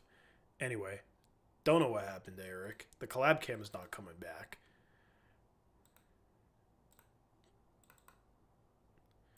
Okay, the collab cam's back. Okay, this is why you got it. That's the first time tonight. Yeah, I mean, it was just because you weren't vague. Then the collab cam happens. That's what causes it, obviously. Jokes aside, pick a player. All right, let's go down the list. Klingen's next. Yep. Another double for Klingen. I thought he was really good at times in this game. He didn't really get a lot of stops around the basket. He got dunked on pretty hard by Gafford. But, I don't know. Overall, I thought it was a really solid game from him again. He's been playing fantastically. I know. I like the threes he's shooting. He's not missing the three by much, man, when he does miss, and he was 1 for 3 today. He was 1 for 3 last game. That's 33%. Or no, he was 2 for 4 from 3 today. What am I talking about? He's a better 3-point shooter than that. He's a sniper now. He's legitimately a sniper now. Like, I kind of want him to shoot more threes, given how inefficient our offense can get for stretches. Like, and how packed the paint is with these shooters. If we had better shooting, I want him playing more around the rim. But I think right now, with the way he's been shooting the 3-point ball and how packed the paint is, like, Denny tried feeding bigs there for a stretch in the third, and it was, or maybe it was the fourth, early fourth, but in the second half, there was a stretch where Denny tried feeding bigs on the interior, and it was turnover. Almost need Klingen space on the floor. In the month of December, Klingen is shooting above 50% from 3 on 2 attempts a game. So, yeah, small sample, but that's a good sample. And once again, he's being aggressive with those offensive rebounds, going right back up, had that nice finish, reverse, or I don't know what you want to call it, where he went to the opposite side of the hoop. Crafty layups, yeah. Eric? Yeah, I know. As 7-2 to do one of those where you go up on one side, double clutch, and reverse it on the other side? I didn't know he had that. Every game, it's like, oh, here's something new and fun from Klingen on offense. Mm-hmm. Like, he's playing like the last 7 games, he's playing like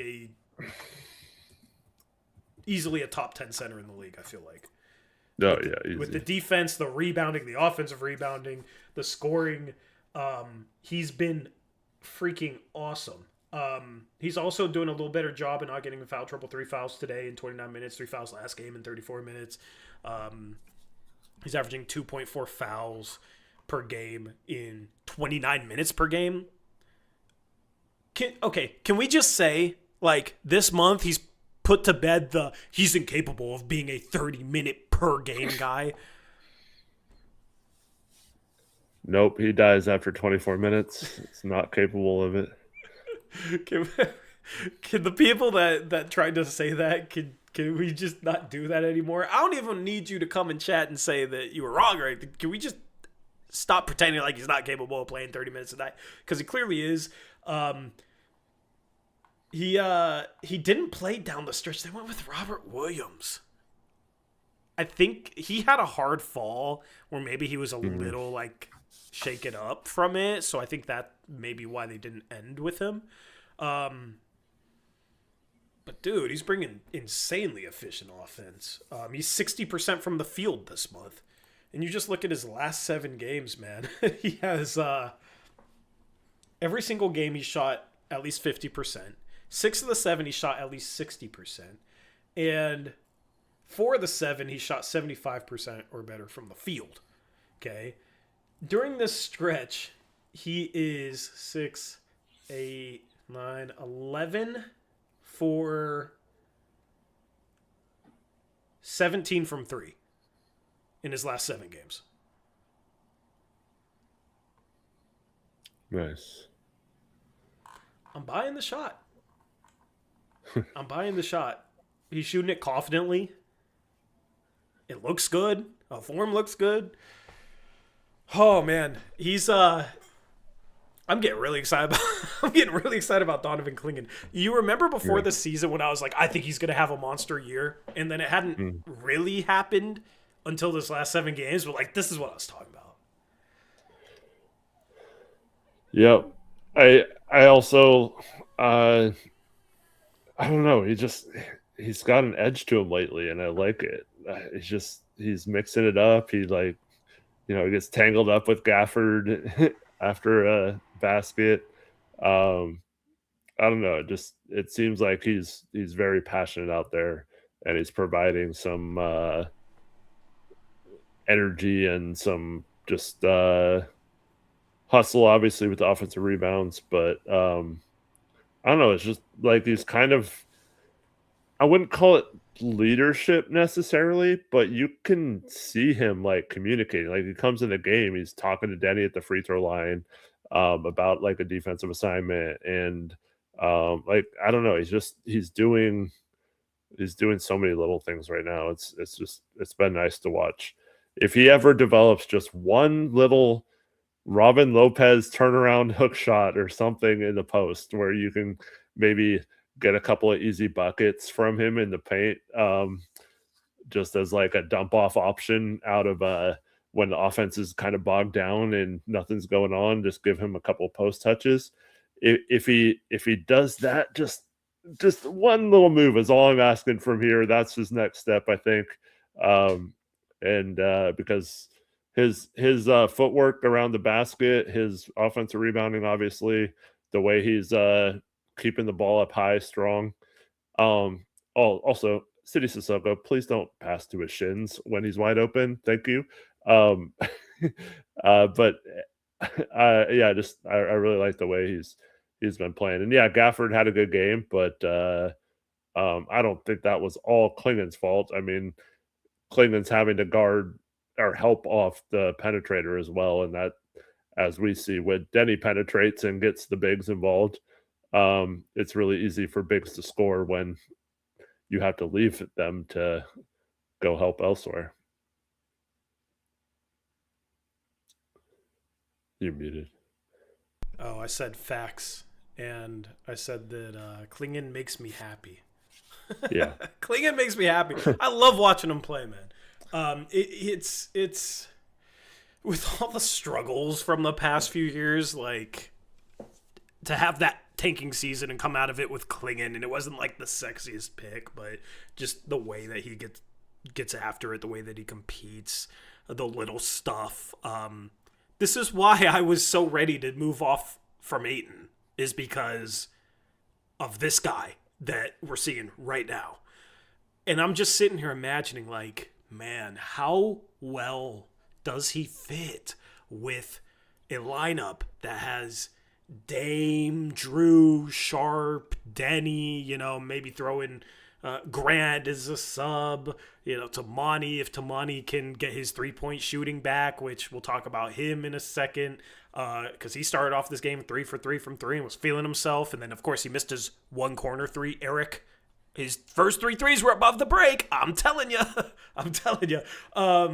But like just the screen setting, and then how much more space he'd have as a dump off option on the interior, and then the passing, when teams overplay Dame, like in teams try and blow up the handoff, the screen setting with Dame, the ability to step out there and pop, like if he can drag the big away from the rim, and you got somebody like Dame, you got like I'm just imagine a lineup. You got Dame, another very capable shooter that spaces the floor. Clingan, if he's able to drag that big out of the paint. Imagine how easy it's going to be for like Denny and Sharp to drive and finish. How much easier it will be compared to what they're having to deal with right now. Yeah. The offense, I'm starting to have more faith in the offense than the defense. It's kind of weird, but like the offense, I do think has a legitimate chance to be top 10 next year, if Dame can return to like 75-80% of what he is. And the Blazers have the ammo to add a shooter. Yeah. Yeah, the Blazers have, add a shooter. The Blazers have the ammo to maybe add a fringe star as well offensively if they fit well. Like, can Klingon anchor that defense enough, where hopefully you have a little bit of improvement, even though you're inserting a 36-year-old Dame into that? I don't know, but that's the optimism for the future, is like Klingon is as much a part of the core as Sharp and Denny in my eyes, because while he's not the same impact offensively and he's not as good as Denny, he does so many important things that are needed from a big that will make those guys' lives easier. And then the flashes of the offensive stuff is just the cherry on top right now. So. Yep.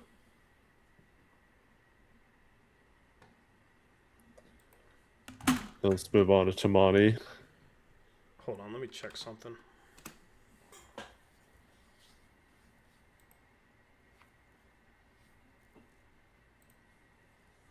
What are you checking? Did we get Jokic news yet, or is people in chat just speculating?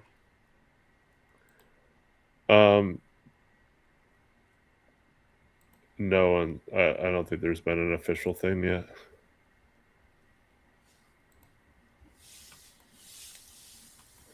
Okay. I saw a comment in chat. Jokic out for the season. Jokic out WTF. I thought maybe there was news on him. I mean, it looked bad, but it also didn't look like an ACL. It looked more like...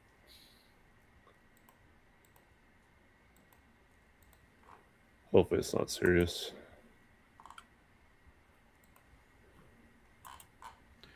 My Twitter chat on this computer is stuck like 3 weeks behind. I don't even know. I go to our group chat to see news. It's ridiculous. Shout out to Twitter, though, for being a broken thing. I was going to use other terminology there, but we'll keep it PG rated. Tamani hits 3 threes to start the game, does not score because he's in foul trouble. And that sucked because he got us off to a very hot start, and then wasn't really able to make an impact really on either side of the floor after that. He did have a couple good defensive possessions, but dude, the foul trouble, man. The freaking foul trouble. Every game it feels like we're talking about this dude being in foul trouble. He couldn't even start the second half because he had 4 fouls by halftime. They had to start Ryan Rupert and City Sissoko together. Yeah. And somehow we survived. And then his 5th foul was stupid on Dallas had grabbed a rebound and he's reaching in to try to steal it. I think, Eric, he should no longer try and battle for offensive rebounds. If he wants to crash and the ball comes to him, sure, grab it. But if he's trying to fend off defensive players off offensive boards, he picks up too many silly fouls trying to get offensive rebounds. And yeah, he gets 1.9 per game. I know that's a big thing of what we do. But with what he's tasked with defensively, he needs his full allotment of fouls to play the type of defense that he plays. He cannot waste fouls trying to battle for offensive rebounds. So there needs to be an adjustment there, because it feels like every game he picks up a foul on an offensive rebound and it changes the complexion of his game, because he's, of course, not doing the best job of defending without fouling. But then when you add another foul on offensive boards, because of that's how you end up with 4 fouls in the first half. And then you could barely play the second half. And then you pick up a 5th foul defending, and then you guys get subbed out again. And then when you get subbed back in, you can't defend the same way because you're worried about fouling out. The foul trouble has been insane lately. He's averaging 3.4 fouls per game this year, up from 2.9 last year. And in the month of December, and that doesn't count, this doesn't count this game. Do you know how many fouls he's averaging per game in the month of December, Eric, in 33 minutes per game? Do you have a guess? I'm guessing it's around 4. It's 4. Jeez, so bad. It's 4. Yeah, he's got to stay on the court, man. He's had 2 games where he's fouled out. No, 3 games this month where he's fouled out. He has 4 games with 5 fouls. So that's 7 games with 5 or more fouls in the month of December. He's played 13 games. So over half the games he's played this month, he's had at least 5 fouls. It's a major issue for him right now. He can't defend the same way. The thing that sucks, Eric, is like the start of this game, it's like, oh man, Tamani's coming around with his shot. He was 4 for 10 from 3 last game. 2 games ago, he was 5 for 11 from 3. And then he starts off this game 3 for 3 from 3. It's like, oh man, there's the jumper. We've been waiting for it. He's struggled. He's been up and down this year. But man, it's like he's turning it around. He's shooting 37% from 3 on the month coming into this game. He makes his first 3 threes. And then foul trouble.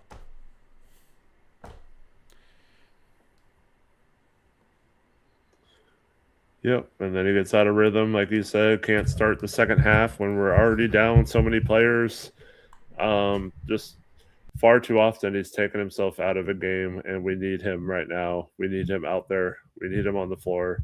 We need him being focused on like that play I talked about earlier.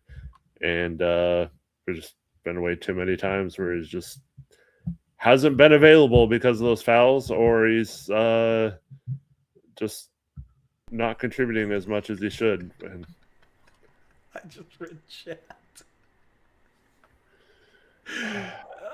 What? How did I turn it? I don't know, man. How? Oh God! Sorry, hold on. Yes, this comment in chat says, Corey and Eric, I am Denny's fan and far from hating you. Just sick and tired of your negative approach towards Denny while ignoring his situation. The guy never missed a game, even when somewhat injured. Chat, please help me out. Are we? This is what I said earlier, where every player fan group ends up hating me. Even this Denny fan thinks I'm too negative towards him. How in the world, man? You're like, yeah, you're the biggest Denny Glazer ever. So Super Hutchinson. So it's all legitimate glaze too. Like, I don't just gas him up to gas him up, but I praise him for a lot of stuff he does well. And I've always been high on him, and that was my favorite Cronin move. How am I unfair to Denny? Please tell me how I am unfair. What I've ever said that is unfair to Denny Avdia. Also, come on, man. Tori getting hate from the stand bases he's a part of. Yeah, I guess so, man. I guess so. Yeah, dang it, Corey. Freaking Corey, man. See, my name is Tori, okay? Corey might be my alter ego who might actually hate Denny. I don't know. That's not me. That's a different version of me. Oh, yeah. He's not talking about you, maybe. Anyway, that was a good laugh. It probably was a troll comment, but... No, it wasn't. That guy... Maybe. No, people will go to long lengths to troll us, but listen. No, I will react to it like it's not a troll, and either I'm playing into your troll or I'm playing into what you really think. Either way, I'm going to give you a legit reaction. There you go. No, that guy's made comments like that before. Well, anyways, view the comment history. Anyway, go on. All-Star voting came out today. The first batch, he was 7th. I saw a bunch of people criticizing that. He absolutely deserves to be that. He probably deserves to be higher in the voting. He's not necessarily going to be. But, dude, he deserves to be an all-star this year. I don't understand how much clearer I can make that. Like, he is playing at an all-star level, deserves to be an all-star, has been our best player all season, was our best player for most of last year as well. No one here hates us or hates him. I don't understand. Yeah. I'm trying to find the guy so I can look at his comment history, because I can look at your comment history. Don't think because you left a comment on a previous stream that I can't go and find it.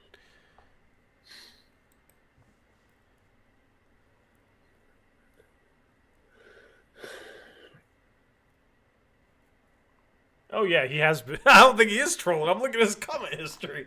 Yeah. Anyway. Come on now. Come on now.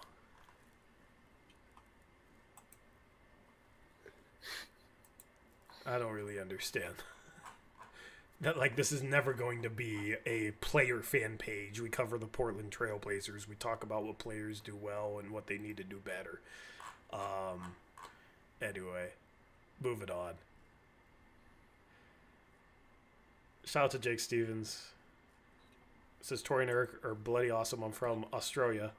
These two pour their heart and souls into this. If I was a Blazer fan, I'd be here every stream. Well, thank you for showing up, even though you're not a Blazer fan. We appreciate you. We do pour our heart into it. Maybe he's a Thibault. Maybe we found a Thibault fan, a Thibault and a Reith fan, maybe. Which, shout out to you. Appreciate you.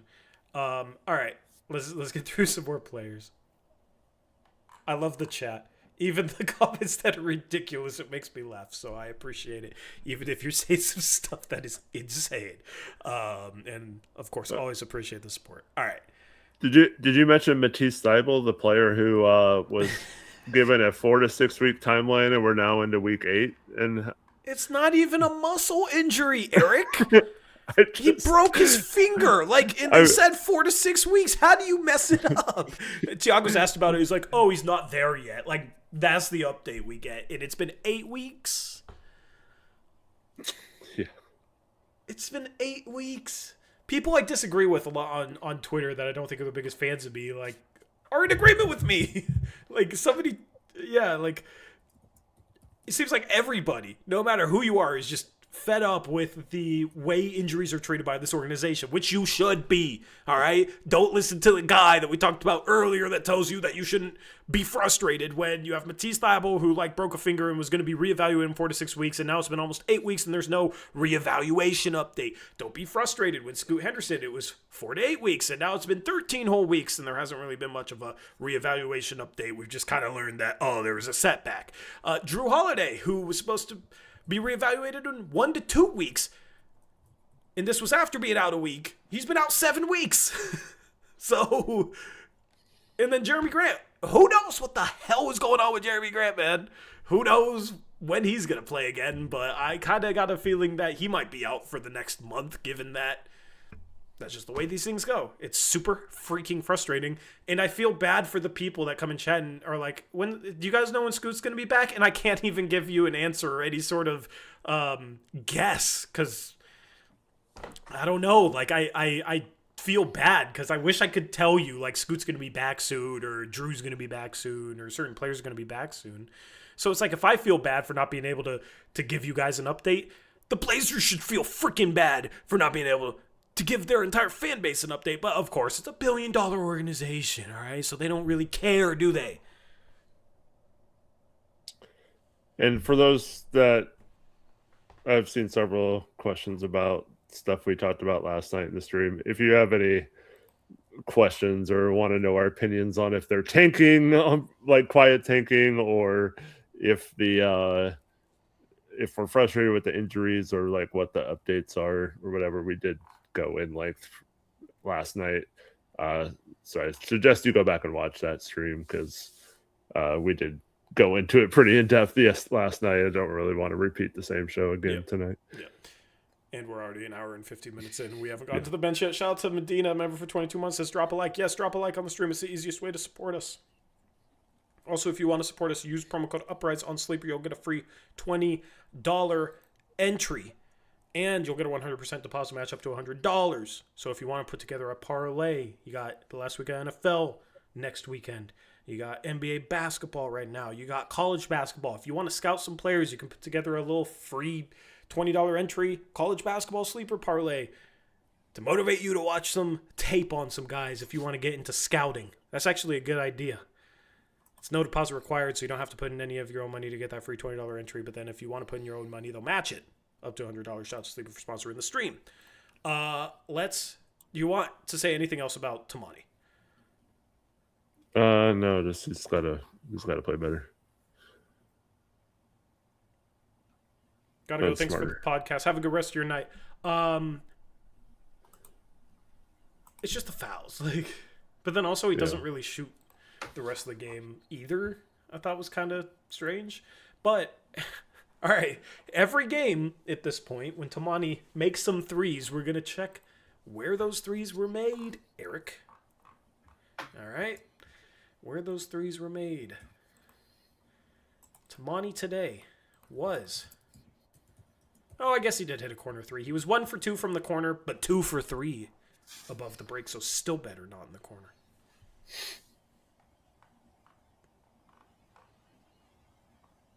Anyway, and then it'll always be funny to, I don't check this enough, the Blazers at one point had a 91.7% chance to win at the end of the third when they were up 95-84, and then they had a 17.6% chance to win when they were down 116-113 with 3:13 left. I don't know.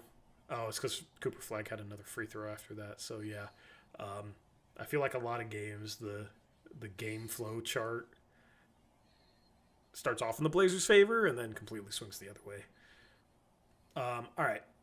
Sissoko. We've kind of talked about him off and on throughout the stream, but your favorite player, Eric, what do you want to say about your favorite player? Man, he's just...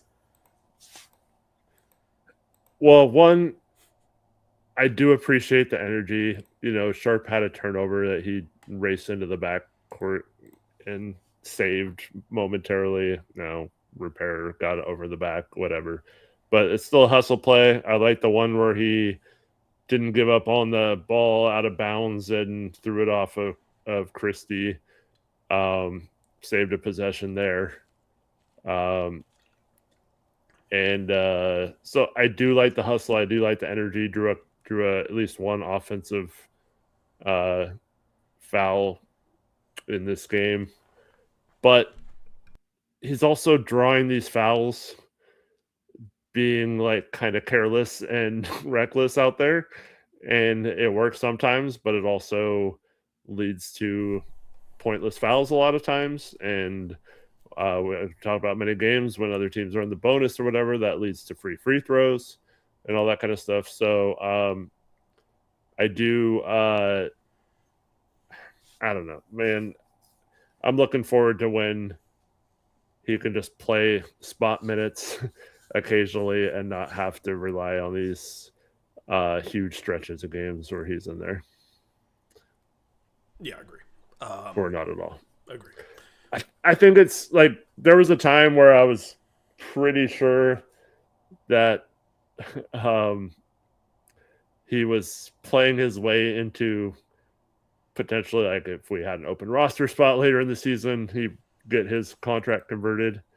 Now I'm not sure if you need to do that or if he would even win out over our two-way guys over Caleb Love right now. If you had to choose one if you only had one roster spot. So I don't know. Yeah, it's going to be interesting to see what they do with both of them, but he's starting to fall into the Chris Murray category again for me. I said I like them more than Chris Murray, but as of late, don't really feel that way. He's been struggling a bit too much. Not shooting the 3-ball well anymore. He's drawn some offensive fouls, and yeah, like you said, I like the energy, but gotta stop fouling so much and gotta start cutting and trying to get buckets in the flow at the rim. Mm-hmm. All right, let's have the Caleb Love conversation. We've waited too long to have this conversation. Okay, he played really good basketball today. Because he made shots. He was 8 for 15 from the field. He was 6 for 10 from 3, 2 for 2 from the free throw line. He had a buzzer beater at the end of the first quarter because Dallas just left him completely wide open. Almost didn't get it off. You know what's funny is, like, I almost wonder if he's getting easier shots. Like this game, if he got easier shots this game than he did in college. And part of it is because he just shot whatever the hell he wanted. Oh, he for sure is. Yeah. You know what I mean? Yeah. Which is kind of funny. I mean, there are certain prospects we talk about that, like, their games are just more suited for the NBA level. And I always kind of thought that about Caleb Love in college, but then he gets to the pros and does not shoot well, you know, outside of the last few games and an occasional game that you go to in Golden State. Yeah. But you know, he is the type of player that has like that NBA mentality. He plays like he belongs in the NBA, which is a huge thing with some of these young guys. We talked about it with like Chris Murray all the time and stuff like that, where they're just kind of unsure of themselves, and it just that hesitation leads to a turnover or not being confident on your shot. And he definitely plays like he belongs, and that is a skill, that is something that you can use to your advantage. Now, if he continues to shoot like when the season's over, if his shooting percentages are similar to what they are right now still, it's probably not indicative on something that's like, oh, he's a rotation player moving forward or anything. But if he can ever become consistent with it, it's weird because he doesn't have like a bad looking shot or whatever. It just doesn't go in that much. And but lately it's been going in. And if he shoots 15 more times today, I don't know how many minutes he played in this game, but it's He played in 34 minutes. He played a lot. 34. Yeah. But at some point too, we're gonna run out of. We're only like halfway there, but we're gonna run out of two-way spots or two-way games to be played, and so that'll also have to be addressed if we don't have guys back by then. But he's playing great the last few games, and he's been a huge reason why we've won the last two. Yep. Forgot to thank a donation earlier. Shout out to Yuri Burenberg, 60. Is that rupee? I think donation. That's the shekel. Shekel. Yes, Israeli shekel. Yeah. Yeah. Thank you. Send us a goal emoji. We always love when you guys send the gifs or the little animated emojis. We appreciate the donation. Thank you so much. Sorry we took so long. I literally was like, okay, I need to check what currency that is, and I went to check what currency it was, and I completely forgot what I was doing, and then I forgot to take the donation, so I apologize. We really appreciate it. Shout out to HWU with the $2 donation. Says, why is City's three-pointers so off every time? The ball just doesn't come out of his hand straight either. Like, it comes out of his hand weird too. And it's flat. Yeah. Not enough arc. Shane Sharp could teach him a thing or two. Yeah. And then shout out to MGJJ. What? 1, 2, 3? Or at least it used to be 1, 2, 3 before YouTube changed to the YouTube handles. Just give us the setting to see the names, YouTube. Allow us to change it ourselves if we want to on our own end. But MGJJ dropped a $10 donation. Says, hopefully we get some players back after the first of the years and we can go on a real run. Yeah, we'll take a look at the schedule coming up. And we'll take a look at the standings. But this is why we got to have this Caleb Love conversation fast. Thank you for the donation. Yeah, he's... oh, man, Denny came back in player of the game poll. It was Caleb Love. Caleb Love is my player of the game. Denny was the best player today for the Blazers by far. The player of the game is not necessarily the best player. The player who maybe stepped up the most above expectations is how I view it, and that was Caleb Love today. He has 4 efficient games in a row, but he's still shooting 36.8% from the field. He's above 30% now. I did the calculation after today. I don't know what the true shooting. Yeah, he's like 30% from 3. Guys, 37% from the field, 30% from 3. That's not good. That's not good. Now, he does shoot a lot of threes. So that'll drag down the field goal percentage. He was shooting 47% from 2. That's actually not going to get a boost from today. He was 8 for 15, 6 for 10 from 3, so he was 2 for 5 inside the arc. He's not... I think part of the issue is he tries to go 1-on-3 a little bit too much. He had a play like that today. Did he get the foul? I don't know, but I forget what happened on that play. Maybe it was blocked, but he does try and do a little too much in transition sometimes instead of just like finding a teammate when he's going 1-on-3. The efficiency though, like he's not in a rotation caliber player by any means. If he's a 30% 3-point shooter, 37% from the field, and has a hot 4-game stretch 1 out of every 2 months. The 4-game stretch is great. I've enjoyed the 4-game stretch. and it's been helpful for this team. But the only reason why, given his inefficiency, he still has had the opportunity to eventually put up a 4-game stretch like this is because of the injuries. He needs to be more consistently reliable offensively in order to potentially play rotational minutes on a legitimate team that's not decimated by injury. Essentially, if this 4-game stretch, if he could be this guy more consistently where he was an efficient scorer, then we could have different conversations about him. But there's essentially 2 conversations right now. One is the conversation about who he's been the last 4 games, and one is the conversation about who he's been this entire season and his college career, which is very streaky, very inefficient, can occasionally put together a stretch like this, but on a whole is just not efficient enough. And on the season, he just hasn't been efficient enough. But the last 4 games, he's been really, really good. And tonight, he was really, really good. And he made shots when the Blazers needed it. He's got some open shots. Hopefully he's... I don't know. I wanted to say hopefully he's gaining more confidence at the NBA level, but I'm not sure it's possible for him to gain any more confidence. So I don't really know how to analyze it like that. We're normally a 2-way rookie is like, okay, they got to find their legs, find their confidence. Caleb Love, I don't know. The shot just went in the last 4 games, so hopefully it continues, I guess. Hopefully he's finding a way for just tweak something or something to make it more consistent. Yeah. Yeah. But some of it is just better shot selection. He can get open shots in this offense. Like, he doesn't need... He got 10 threes up today, and none of them... maybe there's a couple that were questionable, but, like, as a whole, they were very solid shots. Like, he doesn't need to hunt shots the way he hunts shots sometimes.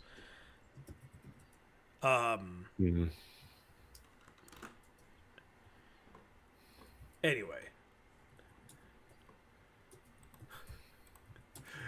Oh, man, we are on one tonight in the live chat. Anything else you want to add to Caleb Love? No, just awesome to see him contribute. We've really needed someone to step up these last few games without our guys, and he's provided that scoring punch that we're missing with Jeremy also going down. So, yep. And if he keeps this up, guess what? I will still say he's inefficient on the season until he's not inefficient on the season. So if he keeps this up to the point where he's not inefficient on the season, then I'll stop saying he's been inefficient on the season. You know, that's kind of the way it goes. Like, you gotta prove that you can be an efficient scorer. Now, if he puts together a stretch like this for a month, then we can start looking at, like, man, the past month, that's a more legitimate sample. You know, like we're doing with Klingen's shot. So need to see him continue to score this efficiently. The team needs it. Yeah. The team needs it. Anyway, Ryan Repair gave him good minutes, hit a couple of shots, was 4 for 9 from the field. I'm just glad he scored more than 5 points in his 28 minutes. Yeah. It's kind of the standard that's been set by City Sissoko and Chris Murray. I will say, I don't know, kind of questionable overall in defense, you know, kind of a tough matchup for him. But I tweeted out during this game, I don't think his defense is good. But he had one play, though, which I thought was the best individual, like, on the ball possession of the season by any Trailblazer. He fought through 2 screens on the ball, like, got right through them, stayed in front of the Cooper Flag, and forced him into a tough shot after Cooper Flag tried several times to drive on him and got two screens, like I said. And so, yeah, he looked really good on that possession. Other than that, yeah, it's kind of tough. He is asked to be. They play zone so much when he's in there, so it's hard to tell otherwise. But he's usually the top of that zone and tasked to guard who's ever bringing the ball up. So that's a tough assignment for anybody, let alone somebody who doesn't play that much. But yeah, I didn't think it was terrible on that end, but that one possession in particular really stood out to me. Yep. Comment in chat says, my girlfriend says Ryan Repair like one of those French girls. That reminds me of the Titanic conversation we had a couple years ago. I need to start throwing out some throwback clips of some of the wild conversations we've had. Anyway, with no context, people are probably like, what the hell are you talking about? If you know, you know. Who next? Robert Williams had 8 points in 20 minutes, 8 boards, 2 assists, had a block. I like his drive across the paint where he finishes on the other side of the rim. And then he hit a contested mid-range jumper, and I think it was Gafford's face. Like, all right, Rob, I see you. 4 for 5 from the field. It's just like with how few minutes he plays, like, and he played 20 minutes in this game, but this is like one of the highest minutes games he's had all season. It just every post-game show, it feels like he's just an afterthought, you know? Yeah. He's been fine in his minutes this year, though, and just good to see him still on the court. No. I know, he didn't play last night, or he's not playing back-to-back still, but for the most part, he's been available this year, and that's the bottom line is we just, with our current center rotation, once again, Dwop doesn't play at all. He actually played Robert Williams with Klingon a little bit tonight, and I think all of Young's minutes were with Williams. So, going a little bigger at times tonight. That was like by necessity, though. Yeah, because the only guys that were DNP DNP foul trouble. Coach's decisions were Duop and Javonte Cook. Was he suited up for this game? Apparently they activated him, but once again, you have a guy who can't even get on the court when we're down so many players. Well, also, Duop can't even get on the court. Yeah.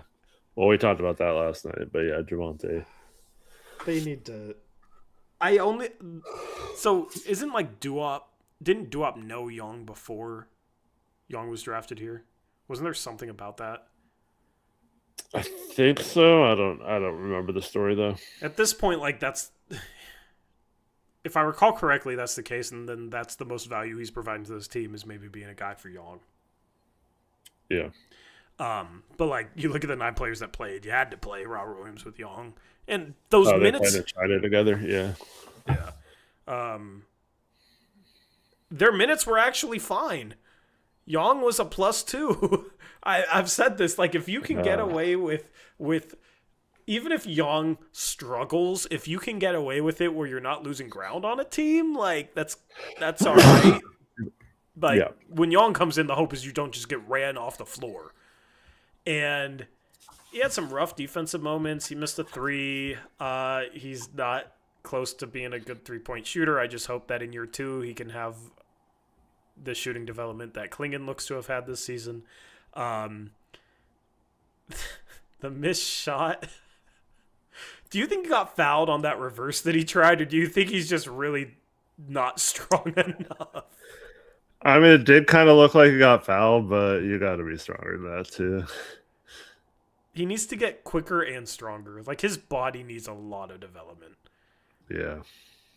Because the thing is with, like, he gets compared to Jokic, but, like, Jokic ain't falling like that, man. Even rookie Jokic ain't falling like that. Like, he was solid, and Young is...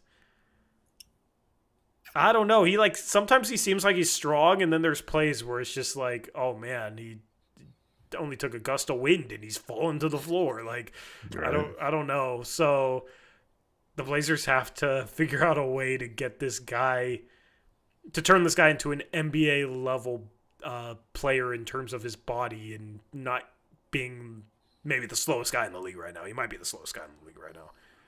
Honestly, in transition, it's not even like he runs that slow, but like stopping when he closes out. Oh my goodness. Those closeouts. Dude, I could beat his closeouts. You could beat his closeouts. Ouch. What? I don't know if that's more insulting to him or me. Why is that insulting to you? I said because you're calling me slow. I said I and you. Yeah, I know. You and me. I'm putting you in the same boat as me. We could beat his closeouts. Okay. People in chat could beat his closeouts. Remember when you used to challenge people in chats? Oh, to play me one-on-one? Yeah. Yeah, and then the Chiefin thing happened, and I realized nobody's ever going to take my challenge. talk crap for like years and then never show up. Never show up when the time comes. When their number's called, they don't show. Yeah. Yep. But yeah, I mean, like, Young didn't do anything, but also, and he had 2 fouls. Like, he didn't play good, but he's a project big, and you played him 10 minutes, and you were a +2 with him in the game, so he didn't ruin anything. So you got away with it, I guess. Yeah, you got away with it. But there's so much work to be done. Like, it's so obvious. Every time he plays, there's so much work to be done there. Mm-hmm. Like, next year, the Blazers should not operate like he's going to be the backup center going into next year. I saw an article talking about how the Blazers are, could be a team, that trades Robert Williams because they have Klingon and Young Hansen. Young Hansen should not. Yeah, Young Hansen should not factor into any short-term decisions right now because he is a long-term project. Yeah. Agreed.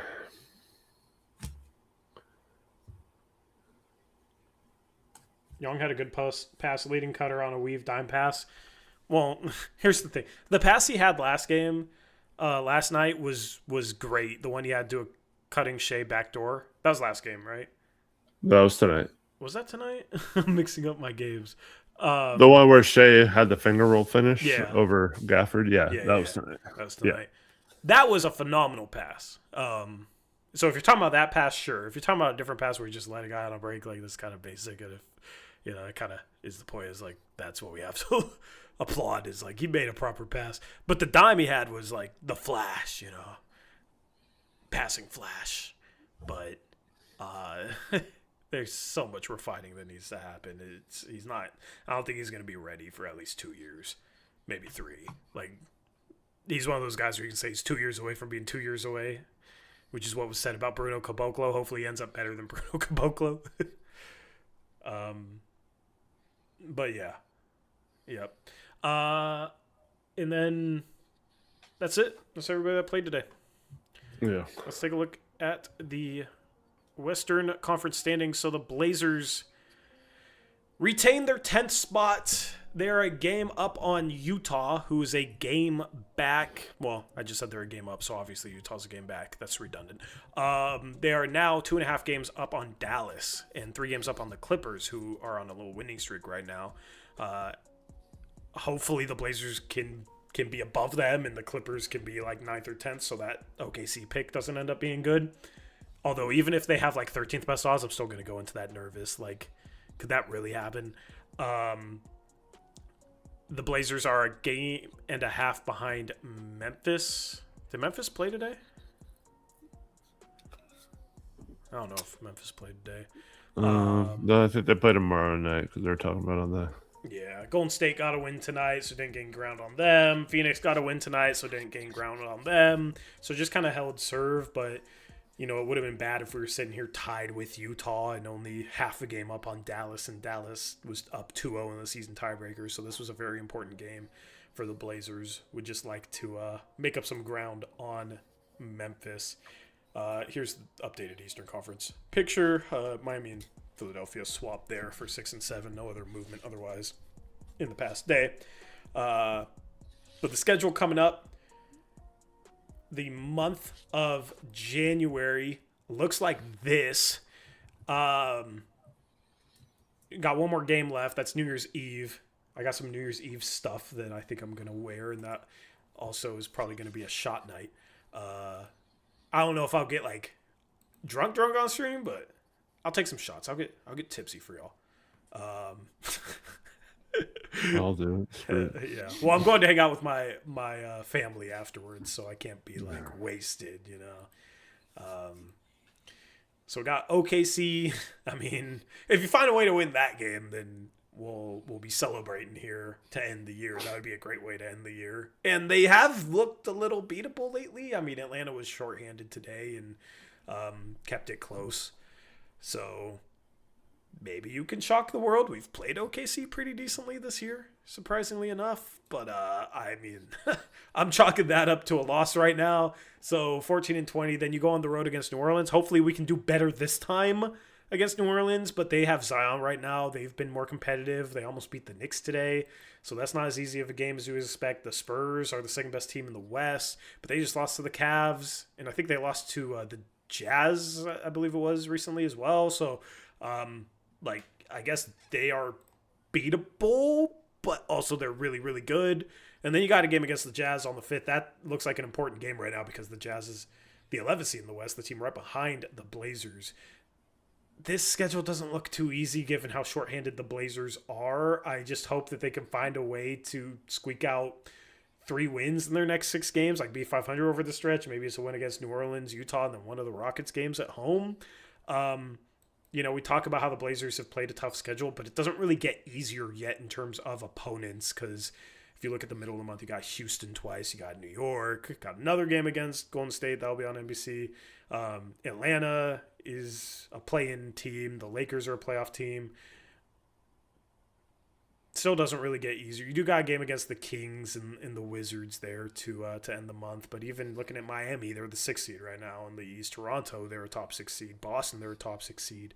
Another game against the Knicks at the end of the month. So the month of January isn't necessarily a cakewalk by any means. And some of the home and road games start to even out as well. So yeah.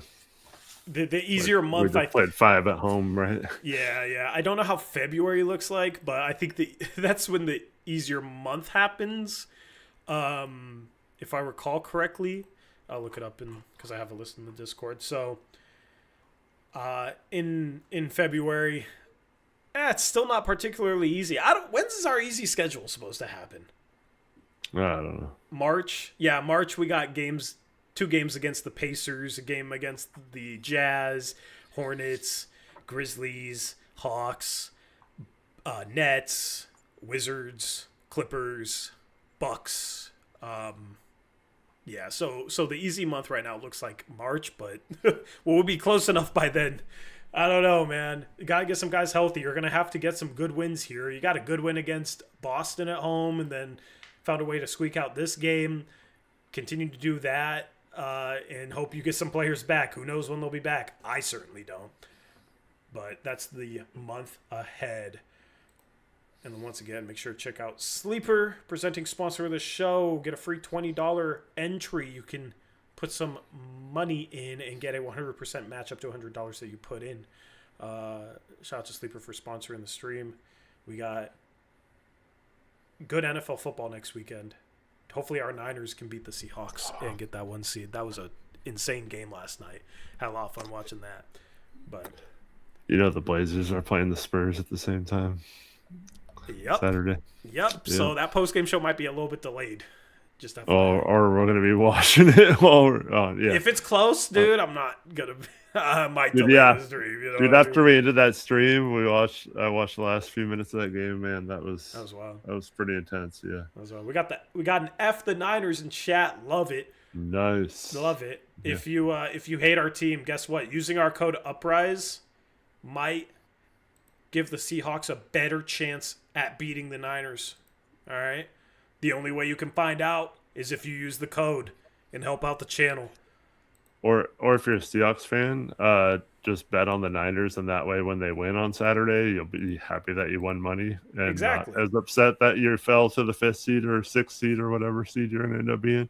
Yeah, so you can put together a sleeper parlay with over rushing yards for McCaffrey, over touchdowns for Brock Purdy, since he likes getting 5 touchdowns a game now, and then over on the interceptions for Sam Darnold. And then when all that happens and you might be feeling down as a Seahawks fan, then you can, at least feel good that you maybe won your free $20 entry at least, or maybe you put money down, you got that 100% match, and you won even more, and you can feel good about that at least. And you can use code Uprise and help out the channel, That's what it's about. Shout out to Sleep for sponsoring the stream. We'll be live again on Wednesday, last stream of the year. Eric, anything else? Thanks, everyone, for watching. Have a good night. Hope to see you right before the New Year's. Obviously, we're not going to go super late that night, but hope to see you on that show on Wednesday night after maybe another victory over OKC. Hopefully. If the Blazers are getting blown out, we might start the post-game stream in the 4th quarter. Yeah. We might just start it early, at that rate, if they're down like 20, 25 with 6-7 minutes left, like Eric said, we don't want to go too late. So maybe that'll be the case, and we can talk about how OKC kicks our ass. Or if we're competitive, then honestly, I'll be happy with the close loss against OKC. I'm expecting a loss there, so hopefully it's just a competitive game. Anyway, appreciate you guys hanging out and supporting the channel. Leave a like on the way out, your easiest way to do so, and we'll see if the Blazers can win 3 in a row against OKC on Wednesday. Shout out to those of you who donated. Appreciate the love. We're out of here. Have a good rest of your Monday night. Until next time, as always. Well, I guess it's Tuesday morning. Have a good rest of your Tuesday morning. Until next time, as always, peace out. Go Blazers.